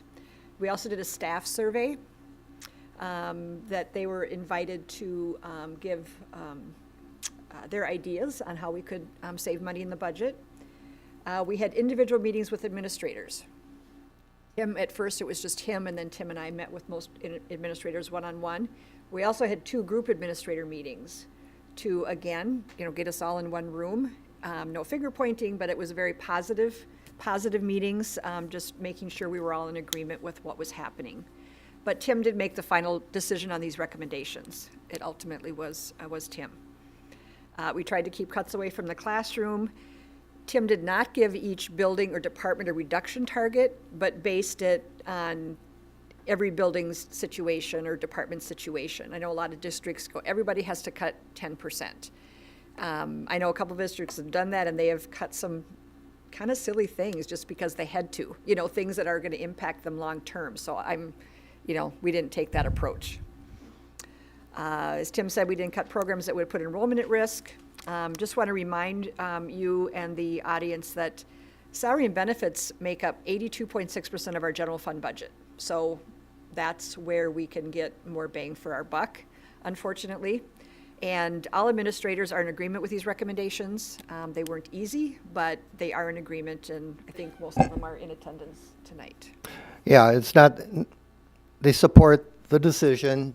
It's not something we want to do, like I said, but something we must do and reach agreement on. I also want to make one note too, before we get into thing. Mental health resources basically will be going untouched.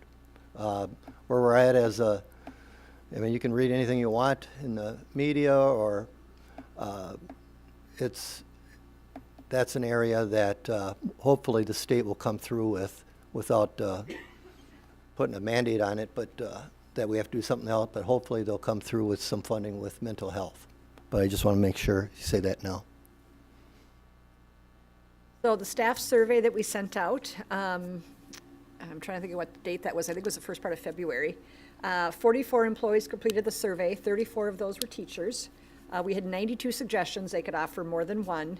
And really, each suggestion was considered and some were implemented. I'm the only one that saw all the detail and what employees said what, so I know that sometimes employees are nervous about that. Tim got a summary. I sent a summary out to you, but I'm the only one that saw the detail. So there's not concern with confidentiality or being targeted or anything because of the... Yeah, and that question's been brought up about being anonymous, and we're not going to encourage passive-aggressive behavior. If someone has something to say, and we'll talk about what we'll do in the future here, and whether we did open meetings or whatever, you're not going to be anonymous at an open meeting or in-person meeting. So it's the same way with that. So the target amount was 3.1 million. That's what you approved in January. Our preliminary adjustments is just a little bit over $3 million. You know, we still have the early retirement incentive open. Our final recommendations in April will be 3.1 million. Our preliminary recommendations tonight are at a high level, but in April, we'll provide more detailed information, you know, line item by line item. We didn't want to do that until we were closer to them being final. And then, yeah, as we go through in April, I mean, I don't think the state's going to be done by then. Their deadline is May 22nd, but you got to keep in mind, even taking action in April on the recommendations, things could change in May, could change till we get the final budget approval in June. So I'm not saying be wishy-washy, but I think we need to be flexible on that. Yeah, we don't want to take some action that is arbitrary that we know may not last. I mean, we need to kind of temper that. I did get one good news with the budget, and that was the compensatory revenue that increased $400 and some thousand for next year. It looks like in the new legislation, they'll hold it stable, you know, for the next year. So we at least should have at least that next year, that would be 24, 25, of the additional $400,000 of compensatory revenue, which is some good news. Because they have to figure out how they're gonna, you know, if all lunches are free, they have to figure out how they're going to do these formulas with the federal government, with title, special ed, and with compensatory revenue. So they're gonna sounds like they'll hold it for a year, which is good news. A couple of things came up quite a bit in the staff survey, so we just wanted to deal with those up front. One is the middle school model, and I think I'll have Tim talk about that. Yeah, that's been a model that we've had for 25 years. More and more when school districts go through budget cuts, especially severe ones, and I could take the Waconia one, which they had to, you know, taking a look at that. I think over the years, and I was principal for 10 years, and 10 years since then, the importance of those small learning environments where you're putting, for example, right now about 100 students that get those 4 teachers that really get to know the kids and make it real personalized learning environment. The success we've had academically and just with kids socially, emotionally is very important. But even with that, I don't think we need to get bloody, because whatever happens at the middle school, if we get rid of it at this point, we're talking probably at least 6 to 8 teachers, which would affect the bumping at the elementary and even the high school, but especially at the elementary level. So if we don't need to go there, my recommendation is we do not go there now. Again, I'll keep saying this throughout this presentation. If we do not, and I won't be here obviously, but if we do not renew or increase that operating levy, I mean, that will obviously be a thing there, along with many other things. The second item is transportation. That was probably the most often referred to by the employees on the survey, is to increase walking distances because transportation is expensive. One of the areas we've struggled with is just diesel. And school bus purchases, I found out, are going up. They used to be around 95, now it's going to be 130. So, you know, transportation is very expensive. So we did consider increasing walking distances or charging for transportation. That's what a couple of districts do, is they charge. If you live within that 2-mile radius, they charge. We didn't go there for a couple reasons. One is safety.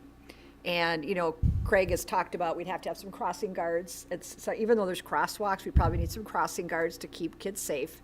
But changes we make would be very difficult to bring back. Buses to buy, school bus drivers to, you know, if we let them go, how are we going to get them back? But it is a possible option for 24, 25. My biggest thing is the safety thing.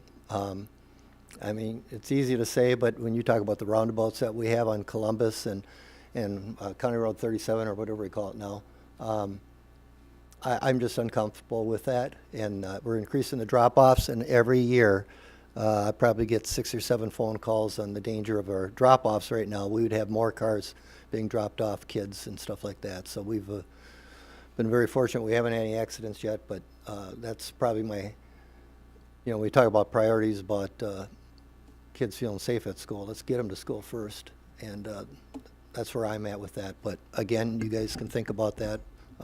And that was from the staff survey. That was one that was up there.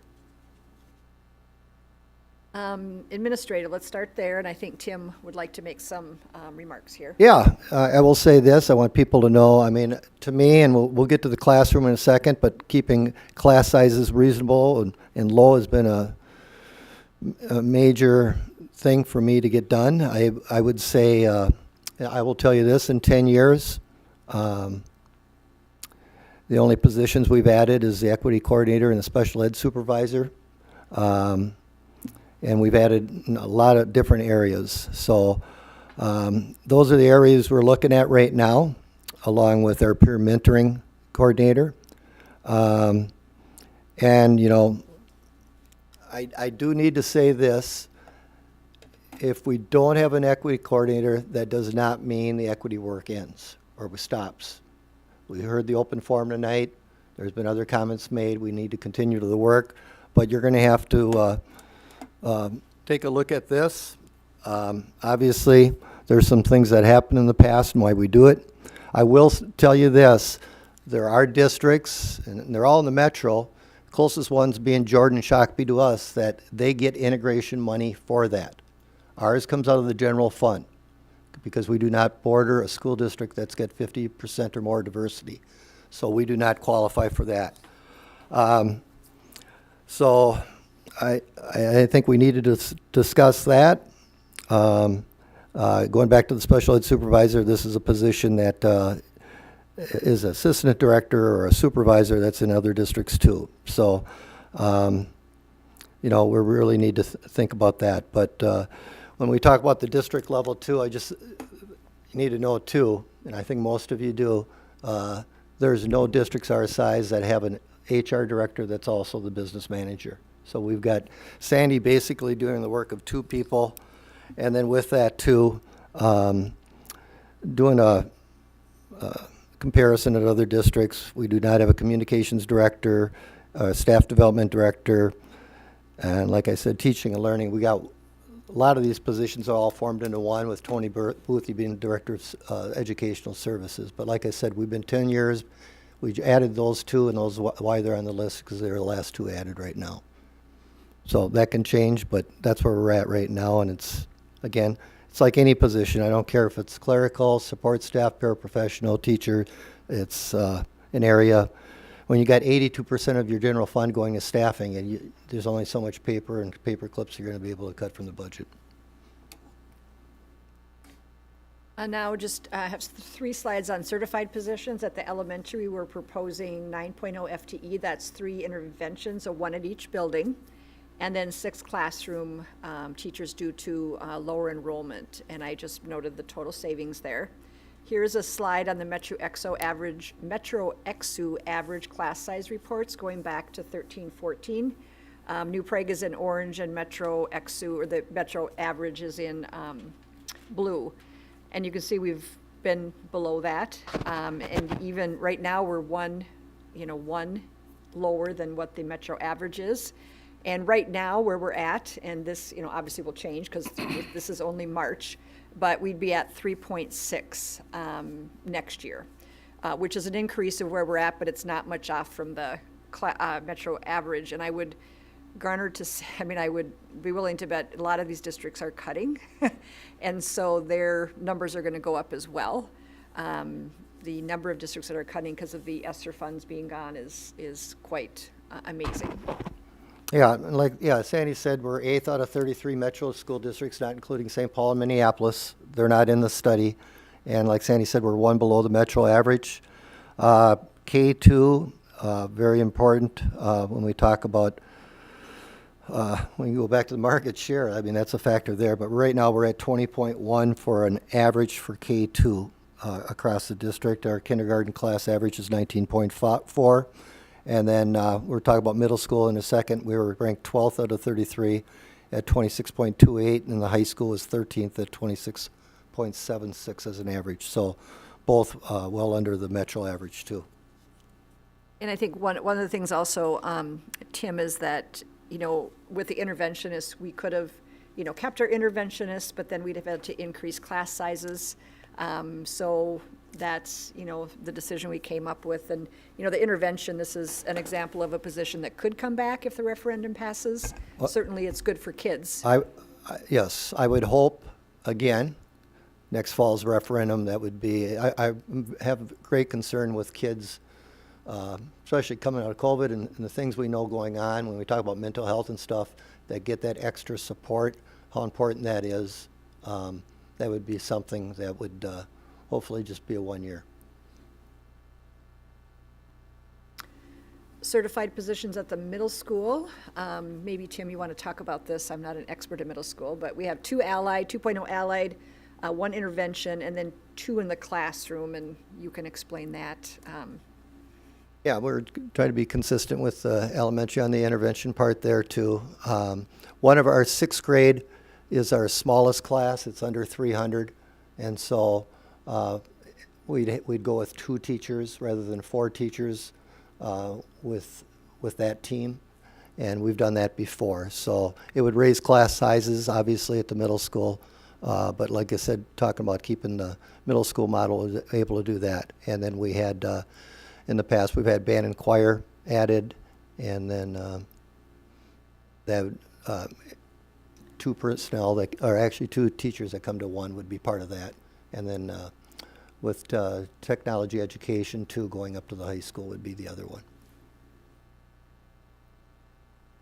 At the high school right now, we're planning on 5.0 FTE. Now, registration is still being finalized, obviously, so it's somewhat of a moving target. I know Cole's trying to get a better handle on that right now. But I think what has happened, and we've talked about this before, is the 1 and 2 online classes that students are taking, and it's lowering class sizes. A lot of kids dropping at the last minute and class sizes being low. If there's anything more you want to say about that, Tim? No, I think the administration, the teachers at the high school have done a good job. For I know about talking to kids, recruiting kids in the class registration, which Dennis was talking about too, and we've got some things in the works too when it regards to doing online within our school district, but that's nothing that you can do by next year, but that's something we really need to take a look at, what we can offer online and be certified by the state. Certified leader positions, right now we're looking at kind of decreasing the level of leadership at the buildings, eliminating the department heads at the high school, but keeping the educational leadership team, decreasing leadership positions at the middle school to 5 and down to 4 at each elementary. So keeping some leadership, kind of reorganizing it, and taking advantage of that savings. Non-certified positions, at the elementary, we've got 1.5 FTE clerical. We have done some research, I should say Janelle did some research with elementary schools our size and the level of clerical support they have, and we feel very confident in the 2. Just as you compare other school districts our size and the elementary schools our size. A lot of them don't even have even 1 that's full-time throughout the whole year, throughout the whole summer. And we would have 1 that's full-time throughout the whole summer, and then 1 that is just works 227 days, so kind of takes that 6 weeks off in the middle of the summer kind of thing. And then eliminating the 0.5 FTE in each elementary school that works, again, during the school year. Middle school, we got a 0.5 FTE clerical. That kind of goes along with some of the middle school activities that we'll talk about in a few minutes. District office and operations, Craig has found a way to reduce a 1.0 clerical down there at the copy center. We've also looked at the media paraprofessionals at the middle school and elementary schools. This is a fairly common cut that districts do. I've done a lot of studying of other districts, and some people use volunteers and so forth to try to provide that support to the media center for book shelving and things like that. And then technology, we'll be reducing a 0.5 building technician. We had a technician that asked if they could go part-time, and so Craig said yes, and we're going to rearrange things so all schools are supported. Middle school activities, I think I'll have, there's some we're eliminating, some we're keeping, but I think I'll have Tim talk about that as a former AD. Yeah, as a former AD, I'll say this, the ones that we're eliminating, there's two things. Number one, there's schools that it's harder and harder to get games. We're busing kids down to Mankato, to Austin. Rochester's on the football schedule now. We're almost like in the Big Nine conference, and it's that makes it tough. We've got traveling sport associations that can take over those participation or competitive experiences for those kids in those sports that are listed there. And after talking to Brad Skogerbo, who's met with the head coaches on their feeder program, they think they can, be fine without it. We've also been struggling to get kids out in some of the sports that we have there. Every year, softball, it's hard to struggle even to get one team. We got the associations discouraging some of the kids to play, or they've got their schedule conflicts, I should say, is why. But we still are maintaining, I think, a pretty strong middle school activities program, one where there is competition, that we're in a conference where they have those sports in golf, boys and girls golf, volleyball, boys and girls cross country, boys and girls track and field, wrestling, tennis, boys and girls swimming, the musical, and then everything with our co-curricular band and choir programs we're going to keep it. So we'll still have some there, but that's a rationale to make that reduction, and it's a good amount of money to do, and it's just one that I think we need to do. Now, high school activities. From here on out, you're going to hear a few things where we're increasing revenue, increasing fees, and that's something that's very common for districts to do as well. So we're proposing to increase our participation fees by 20%, increase admission fees by 20%. We're low right now in the area, so we need to increase them to be what other schools are charging. We have decreasing strength and conditioning assistance. Brad felt comfortable doing that. Eliminating partial payment for charter buses. So if an association decides they want to, or a booster club, they want to pay for a charter bus, we typically will pay for part of that charter bus, what it would have cost us. And some districts are moving away from that and just saying, if you want to take a charter, you take a charter. And then we won't put in for that. Decreasing the number of buses to away events whenever possible. Sometimes we have, sometimes even 3 buses going to events. So trying to look at, is there any way we can cut down the number? Because that's very expensive. Bus driver and fuel, wear and tear on the bus. Eliminating the high school newspaper. Skipping 1 year of coaching clinics. Combining 2 choir and 2 band co-curricular offerings into one. I think it was barber and beauty shop into one, and the 2 jazz bands into one at the high school level. Limit state tournament expenses. I think we're pretty generous in how we provide the overnight accommodations and the meals and so forth, and we certainly could be a little tighter on that. We don't want to take that away. Obviously, students, if they earn a state berth, they are very excited about that, but there are some ways we could cut back on that. And then eliminating the winter cheer team, but keeping the fall cheer team. Tim, do you have any comments on this one? No. Technology. Every year we go through a review of our licenses and online subscriptions, so that's a part of our annual process. That Sean does, and so we'll have a small reduction in those. Eliminating the tech leadership teams that are out in the buildings, so teachers will have to take more, take more of the lead in the leadership in their tech leadership in their classroom. Delay 1 cycle of staff laptops. Delaying grades 2 to 4 Chromebook leases. We're going to keep our grades 5 and 9 Chromebook lease cycle going though, because that would be pretty hard because those are taken home. And so I think they figure if we delay that, the repairs and everything would be so much, we're better off trying to keep up on those leases. And then increasing Chromebook fees by 10%. We have not increased those since we went to the one-to-one or the Powerful Learning Initiative. Any comments on this? No. Okay. Then district office and district-wide. I know in the business office, I'm going to be changing the analytical software vendor. I can save actually quite a bit of money by doing this. I mean, it's probably not, it's like $14,000, so I think the end result will be still okay. Decreasing curriculum and consumables for 1 year. Eliminating building staff development committees, so staff development requests will go to the principal and then to staff development here at the district office. The Snowball and Homecoming dances and activities, that is a general fund account. And so we, collect money, we pay money out, and there is a little bit of a fund balance there, and so we'll just do that as a one-time transfer. It's not a lot, but we're trying to do whatever we can.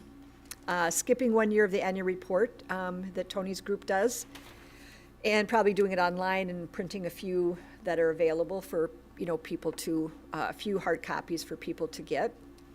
Reducing professional services in the communications department. Significantly reducing color copies. This is something that there's a lot of color copies made, not only in the buildings, but at the copy center, and we'll have to work out some sort of process to greatly reduce that. And then eliminating the transfer from the general fund to cover early childhood screening costs. We have done that transfer. When I first started, our unassigned fund balance was like minus, it was over $100,000 in community ed, and that was because of the early childhood screening aid not keeping up with the cost to provide the screening. We are hoping that that aid is going to be increased with this legislative session, but I've worked with Sandy and Mary, just trying to commit to staying within that aid amount, because that's $15,000 a year. Going on, we can move some unassigned expenses to capital for 1 year because we're not going to be purchasing buses. I thought we were going to get, Craig ordered buses like, what, a year and a half ago? I don't know, a long time ago. And I didn't think we were going to get those until like this summer, but we got those in February. So we got those, so we paid for those. So we're going to skip next year's cycle, and that will allow us to, again, we would normally pay for 2 buses out of capital. So we would still use those capital funds, but with other expenses. We'll suspend building carryover for 1 year. For buildings and principals, if they don't spend all of their supply budgets, they do have a small carryover to the next year. We'll just eliminate that for next year. They were very fine with that. Decreasing the building allocations by 10% for 1 year. Consolidating and reducing custodial supplies for 1 year. Craig is going to make an effort to bring all, we have lots of supplies in the district, bring it all, make sure we have a good inventory and use all that up, and figure we can save quite a bit in 1 year of custodial supplies expenses, which is it's a very expensive line item. And of course, I mean, making some of these cuts for the buildings and general supplies and so forth, we do have district contingency funds for must-haves. Since I've been here and since Tim has been the superintendent, we've never said no to something that is absolute necessity. We just don't do that. If it's necessary, we find a way to do it, and we'll continue to do that. But just trying to, maybe delay purchases a little bit, or trying to cut back wherever possible. High school miscellaneous, we're increasing parking fees by 25%. While some districts close to us, the smaller ones, don't charge a parking fee, a lot of the larger districts around us do, and we're pretty low. We haven't increased it for many years. Increasing that. Decreasing the high school counselor summer days by 2. Right now we pay for a pre-ACT test, and we pay for ACT test fees for non-free and reduced students, and we're not required to do that. So we'll eliminate that.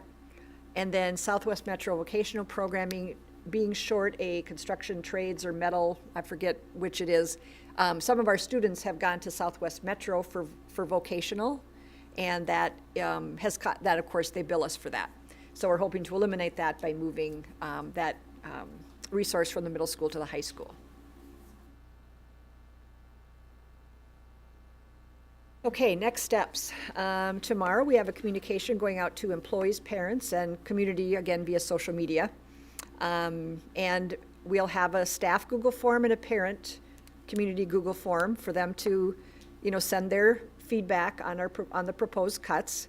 Want that back by April 6th, because April 10th is our work session with the board. So we want to make sure we have that feedback for the board to be able to, and again, it'll be in summary data, it will not be individual names by any means. Again, I'm the only one that'll see the individual names on those. And then we'll have follow-up meetings with administration.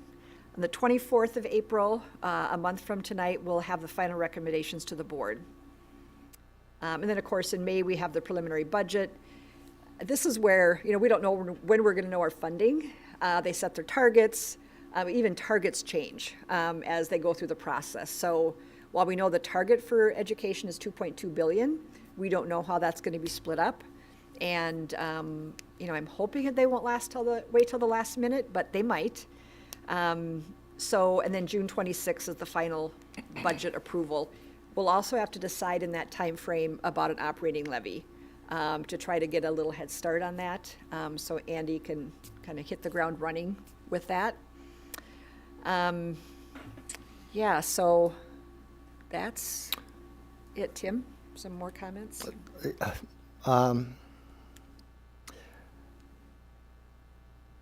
I would just end with saying, I've been here 20 years, 10 years as principal, 10 years as superintendent. I'm very empathetic. My kids have gone through the system, been fortunate. And the way I look at things on these budget reductions, if my kids were younger, that we need to protect some things. When he talks about the 85.4% market share, we got to keep our class sizes down, especially in the elementary level.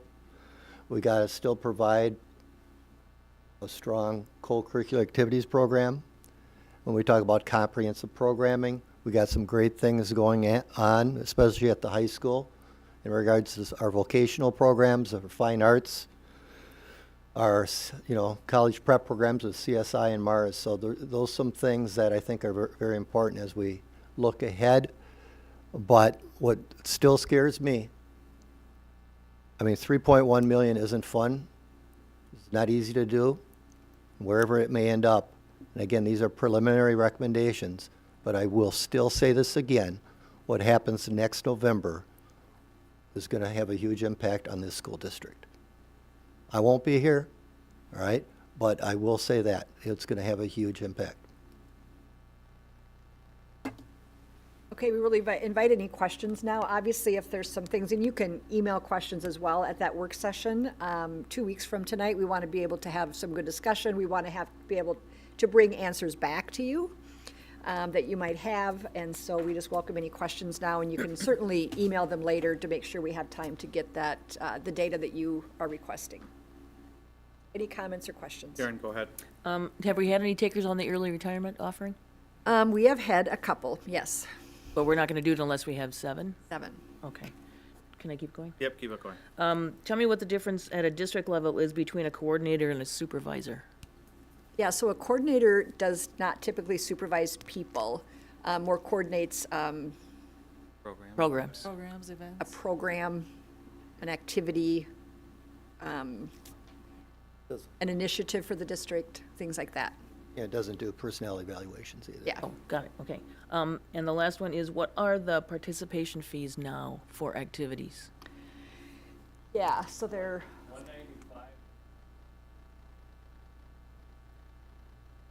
That's going to go up how many percent? 20%. Yep, and that will increase as well, but we haven't worked out all of those details yet. Okay. Thanks, that's all I need. Okay. Anybody else? Dan? Oh, no. Go ahead. About how much money was on the table with the changes to busing? Can you give me an idea of kind of the scope of that? Yeah, I mean, when we looked at routes, Craig estimated a route is about $75,000. Yeah, so that's about one route equals that amount. And about how many routes are a potential if we increase the walking distance? Yeah, Craig, and we've got the experts here too, so I encourage anybody to come up here and talk and answer you just questions. Yeah. I can It's hard for me to answer that totally, but I can give you an idea. I did a study when we had our budget reductions in 2007, somewhere in there, because we were gonna definitely do that. At that time, we were gonna remove all hazards within the district. By hazards, I mean Main Street, Columbus Avenue, Highway 21, Highway 19, railroad tracks, all the other things that are in our policy. At that time, I don't know what our enrollment was. It was quite a bit less than it is now. It was 8 buses. But I don't think right now we're in a position to do that with the added traffic that now is there. I mean, Main Street is busy. We can't expect kindergarten kids to walk across that Main Street. We can't expect those kids to walk across Highway 21. And even Columbus Avenue, honestly, is a 40-mile-an-hour speed zone, and we create our own hazards on that road. So that Heritage Estates neighborhood that we would mainly pick out, actually Falcon Ridge and a high school are the 2 biggest schools that we would impose these walking distances in that area.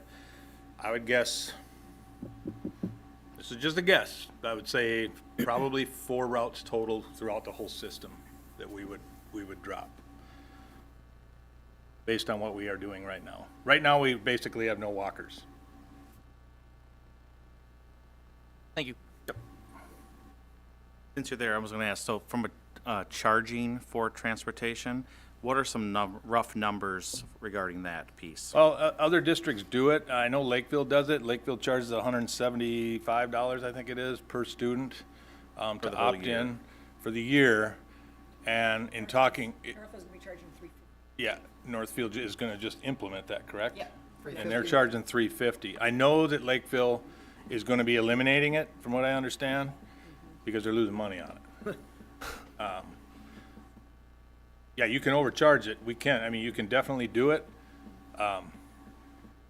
It doesn't cover the whole cost It of the doesn't cover route, it. Yeah. no. Yeah, but it But was offset. it brings some revenue in, and, you know, Lakeville just said it, you know, it wasn't even coming close to covering it, and they need to cut 7 million, so they just got rid of that, and they're gonna they're gonna increase their walking distances. Okay. Dan, anything else on your? In the elementary schools, how many intervention specialists are there? There's 2 per elementary, with the proposal right now, I'd leave it at 1 per So elementary. we'd be cutting it in half. Yes. And so would it be safe to say that with the loss of intervention specialists, there'd be people who are trying to recover from COVID lost opportunities? I can't remember the term I'm supposed to use for that anymore. Lost opportunities that wouldn't be getting intervention services and would probably continue to lag behind, we would anticipate. It'd be more difficult without a doubt. And then how do we factor in, like when we're thinking about increases in class size compared to loss of intervention specialists, you know, when you distribute an extra student over a significant, you know, all the classes in comparison to the reduction in opportunity there to intervening with people who are struggling most, how do we factor that in? And is there any data out there that gives us an idea of, as the class size goes from 22.5 to 23.5, where we're going to be at that? Go ahead. Yeah, I mean, I think that, you know, I would encourage an elementary principal to come up here and talk about that, but certainly we had the opportunity to increase class sizes and keep the interventionists where numbers where they are. So it was just it was a choice. I think Tim had discussions with each of the elementary principals, and they decided that was the best route to go. So we're, you know, trusting their judgment and their thoughts. Obviously, we would love to have 2 interventionists at each elementary school. Yep. And I guess I would echo that. I mean, out of all the things we recommended here, I just feel like we, from the outside looking in, of course, because I'm not in the buildings, of course, but just hearing the presentations that we've had over the last 3 months about interventionists and the key role that they've played inside of like helping kids get to where they need to be or continuing to help them where they need to be, it's just, that's an area that surprised me just a little bit. So I know there's a rationale behind it, but I guess I would welcome that explanation so we can understand that better by our next board meeting. Dan, do you have more? In certified positions in middle school, what's an allied? I might have missed that. Going I through- said technology education. Technology is, all right, perfect. Like the non-core classes. Non-core right? class, yeah. And music, some music as well. Yeah. Yes. And then my last one was on the vocational training, and I wasn't quite sure if I caught it. Were we moving the opportunities from Southwest Metro back to the high school, or are they gone? No, we're going to move a resource. We had someone to retire last year at the high school. Didn't replace it. Could not replace them, so we'll be moving an allied position from the middle school to the high school to finally fill that position. Okay, perfect. Yep, So they won't have to use Southwest Metro? Southwest Metro, yeah. Okay, Say, in our district. yeah. Right. Okay. And I would say at the high school, when it comes to vocational, whether it's a woodshop class, welding class, these are things that are needed. We need to fill that Definitely. curriculum. It's a nice thing. I mean, we do a great job at the middle school with that, but I would say that's, to me, it's more of a want versus a need, with the older kids being the need. Right. I definitely agree. Kim, I think did you have anything? No, I No? didn't. Okay. Mark? Not right I'm now. good. Denny? No. Jean? Okay. Yeah, I would encourage that if you have any questions at all, something comes to mind, please email Tim and I, and then that will give us time to, have that information for April 10th. We'll also have that employee feedback and parent feedback available on the 10th as well. Okay. Okay? I All guess right. I'd just like to make one comment. Sure. Under the first impression that I have, I think you've done a very fair and equitable job of trying to go through all the programs, all the levels, and making it as fair as I can imagine at this point. But good start for a bad situation. Thank you. All right. Thank you. Thank you.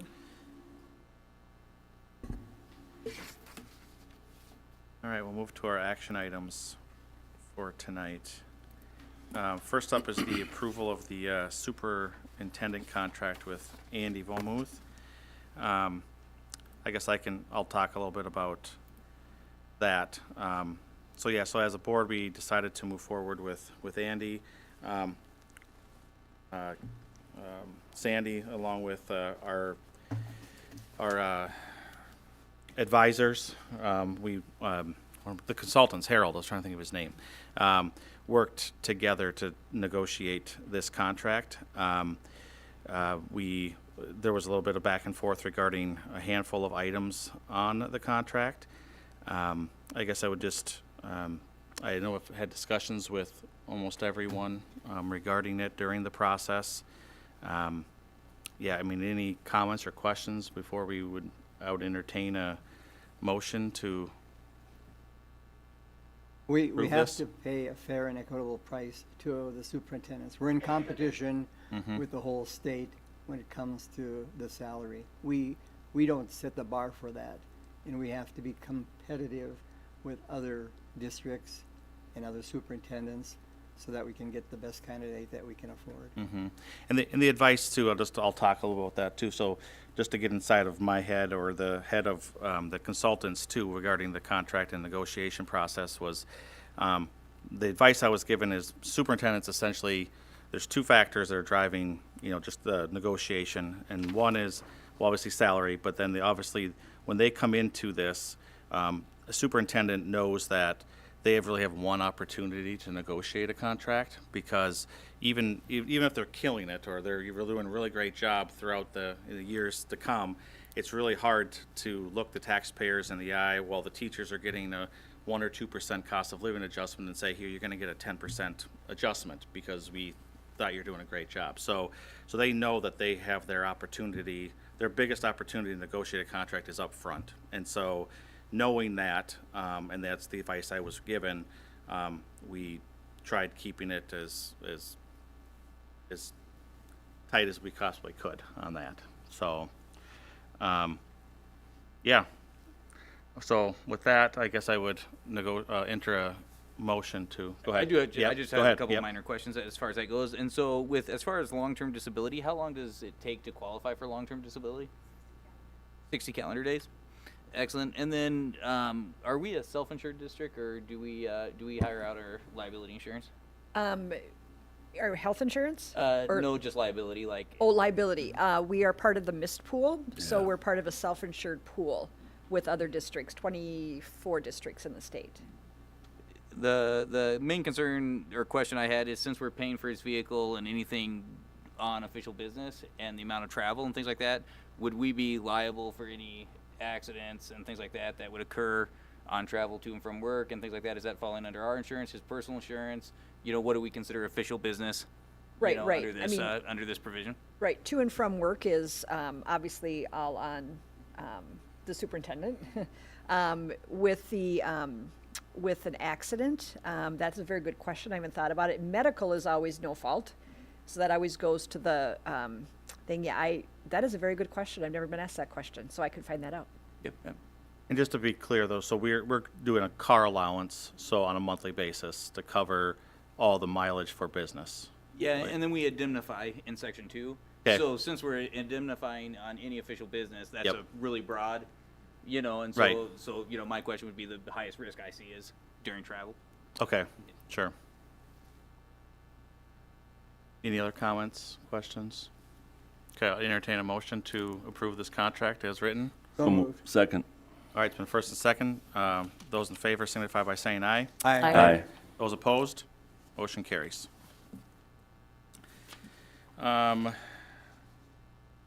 Looks like the last item, we have a resolution to accept a donation from the Mayo Health System. Yes, at this time, I'll entertain a motion to consider the resolution for donation from the Mayo Health System. So move. Is there a second? Second. It's been moved and seconded to consider following resolution. Whereas Mayo Health System wishes to donate $2,425 for a Mamava location pod for the Central Education Campus building. Now therefore be it resolved by the New Prague Area School Board of Education to accept the donation under no conditions. And I would like to give just a little clarification. That is a place where a nursing mother can go to either nurse a child privately or to pump or whatever have you as far as the feeding is concerned. And I think it's a wonderful thing for Mayo Clinic to step forward and offer us that donation. How do you vote on it, Dan? Oh, can I ask a question on it? Does that cover the full cost of the installation, or is it requiring the district to add some cost in, or? Yeah, there's no cost to the district. I think part of we're also getting money from Scott County in the SHIP grant. So between the two grants, it's totally paid for. And we don't have an adequate space. We're required to have that, of course, as an employer. Jen was really good to, think this way and then get it paid for. Yeah. We did the installation in-house, doing the wiring. And then what do we think the annual operating costs or ownership costs are? I assume it's not continued to be funded by Mayo or Scott County, so we're responsible for if anything breaks, maintenance, and all that kind of stuff? Right. I would think that'd be minimal. I would think that'd be really, really minimal. Any other questions? How do you vote, Dan? Yes. Kim? Yes. Mark? Yes. Matt? Yes. Jean? Yes. Karen? Yes. Dennis, yes. Item passes 7-0. All right, I'll entertain a motion to adjourn. Excuse me. Can I just say one more Sure. thing? I just want to give a shout out to the cast and the crew and the directors of the spring play. Any of you guys who were here, who went and saw that play, oh my gosh, it was hilarious. And it was so well produced. And I just want to make sure that that gets on a public record someplace, because if you didn't get a chance to see it, you should be sad, because it was wonderful. Motion to adjourn. So moved. Second. Those in favor signify by saying aye. Aye.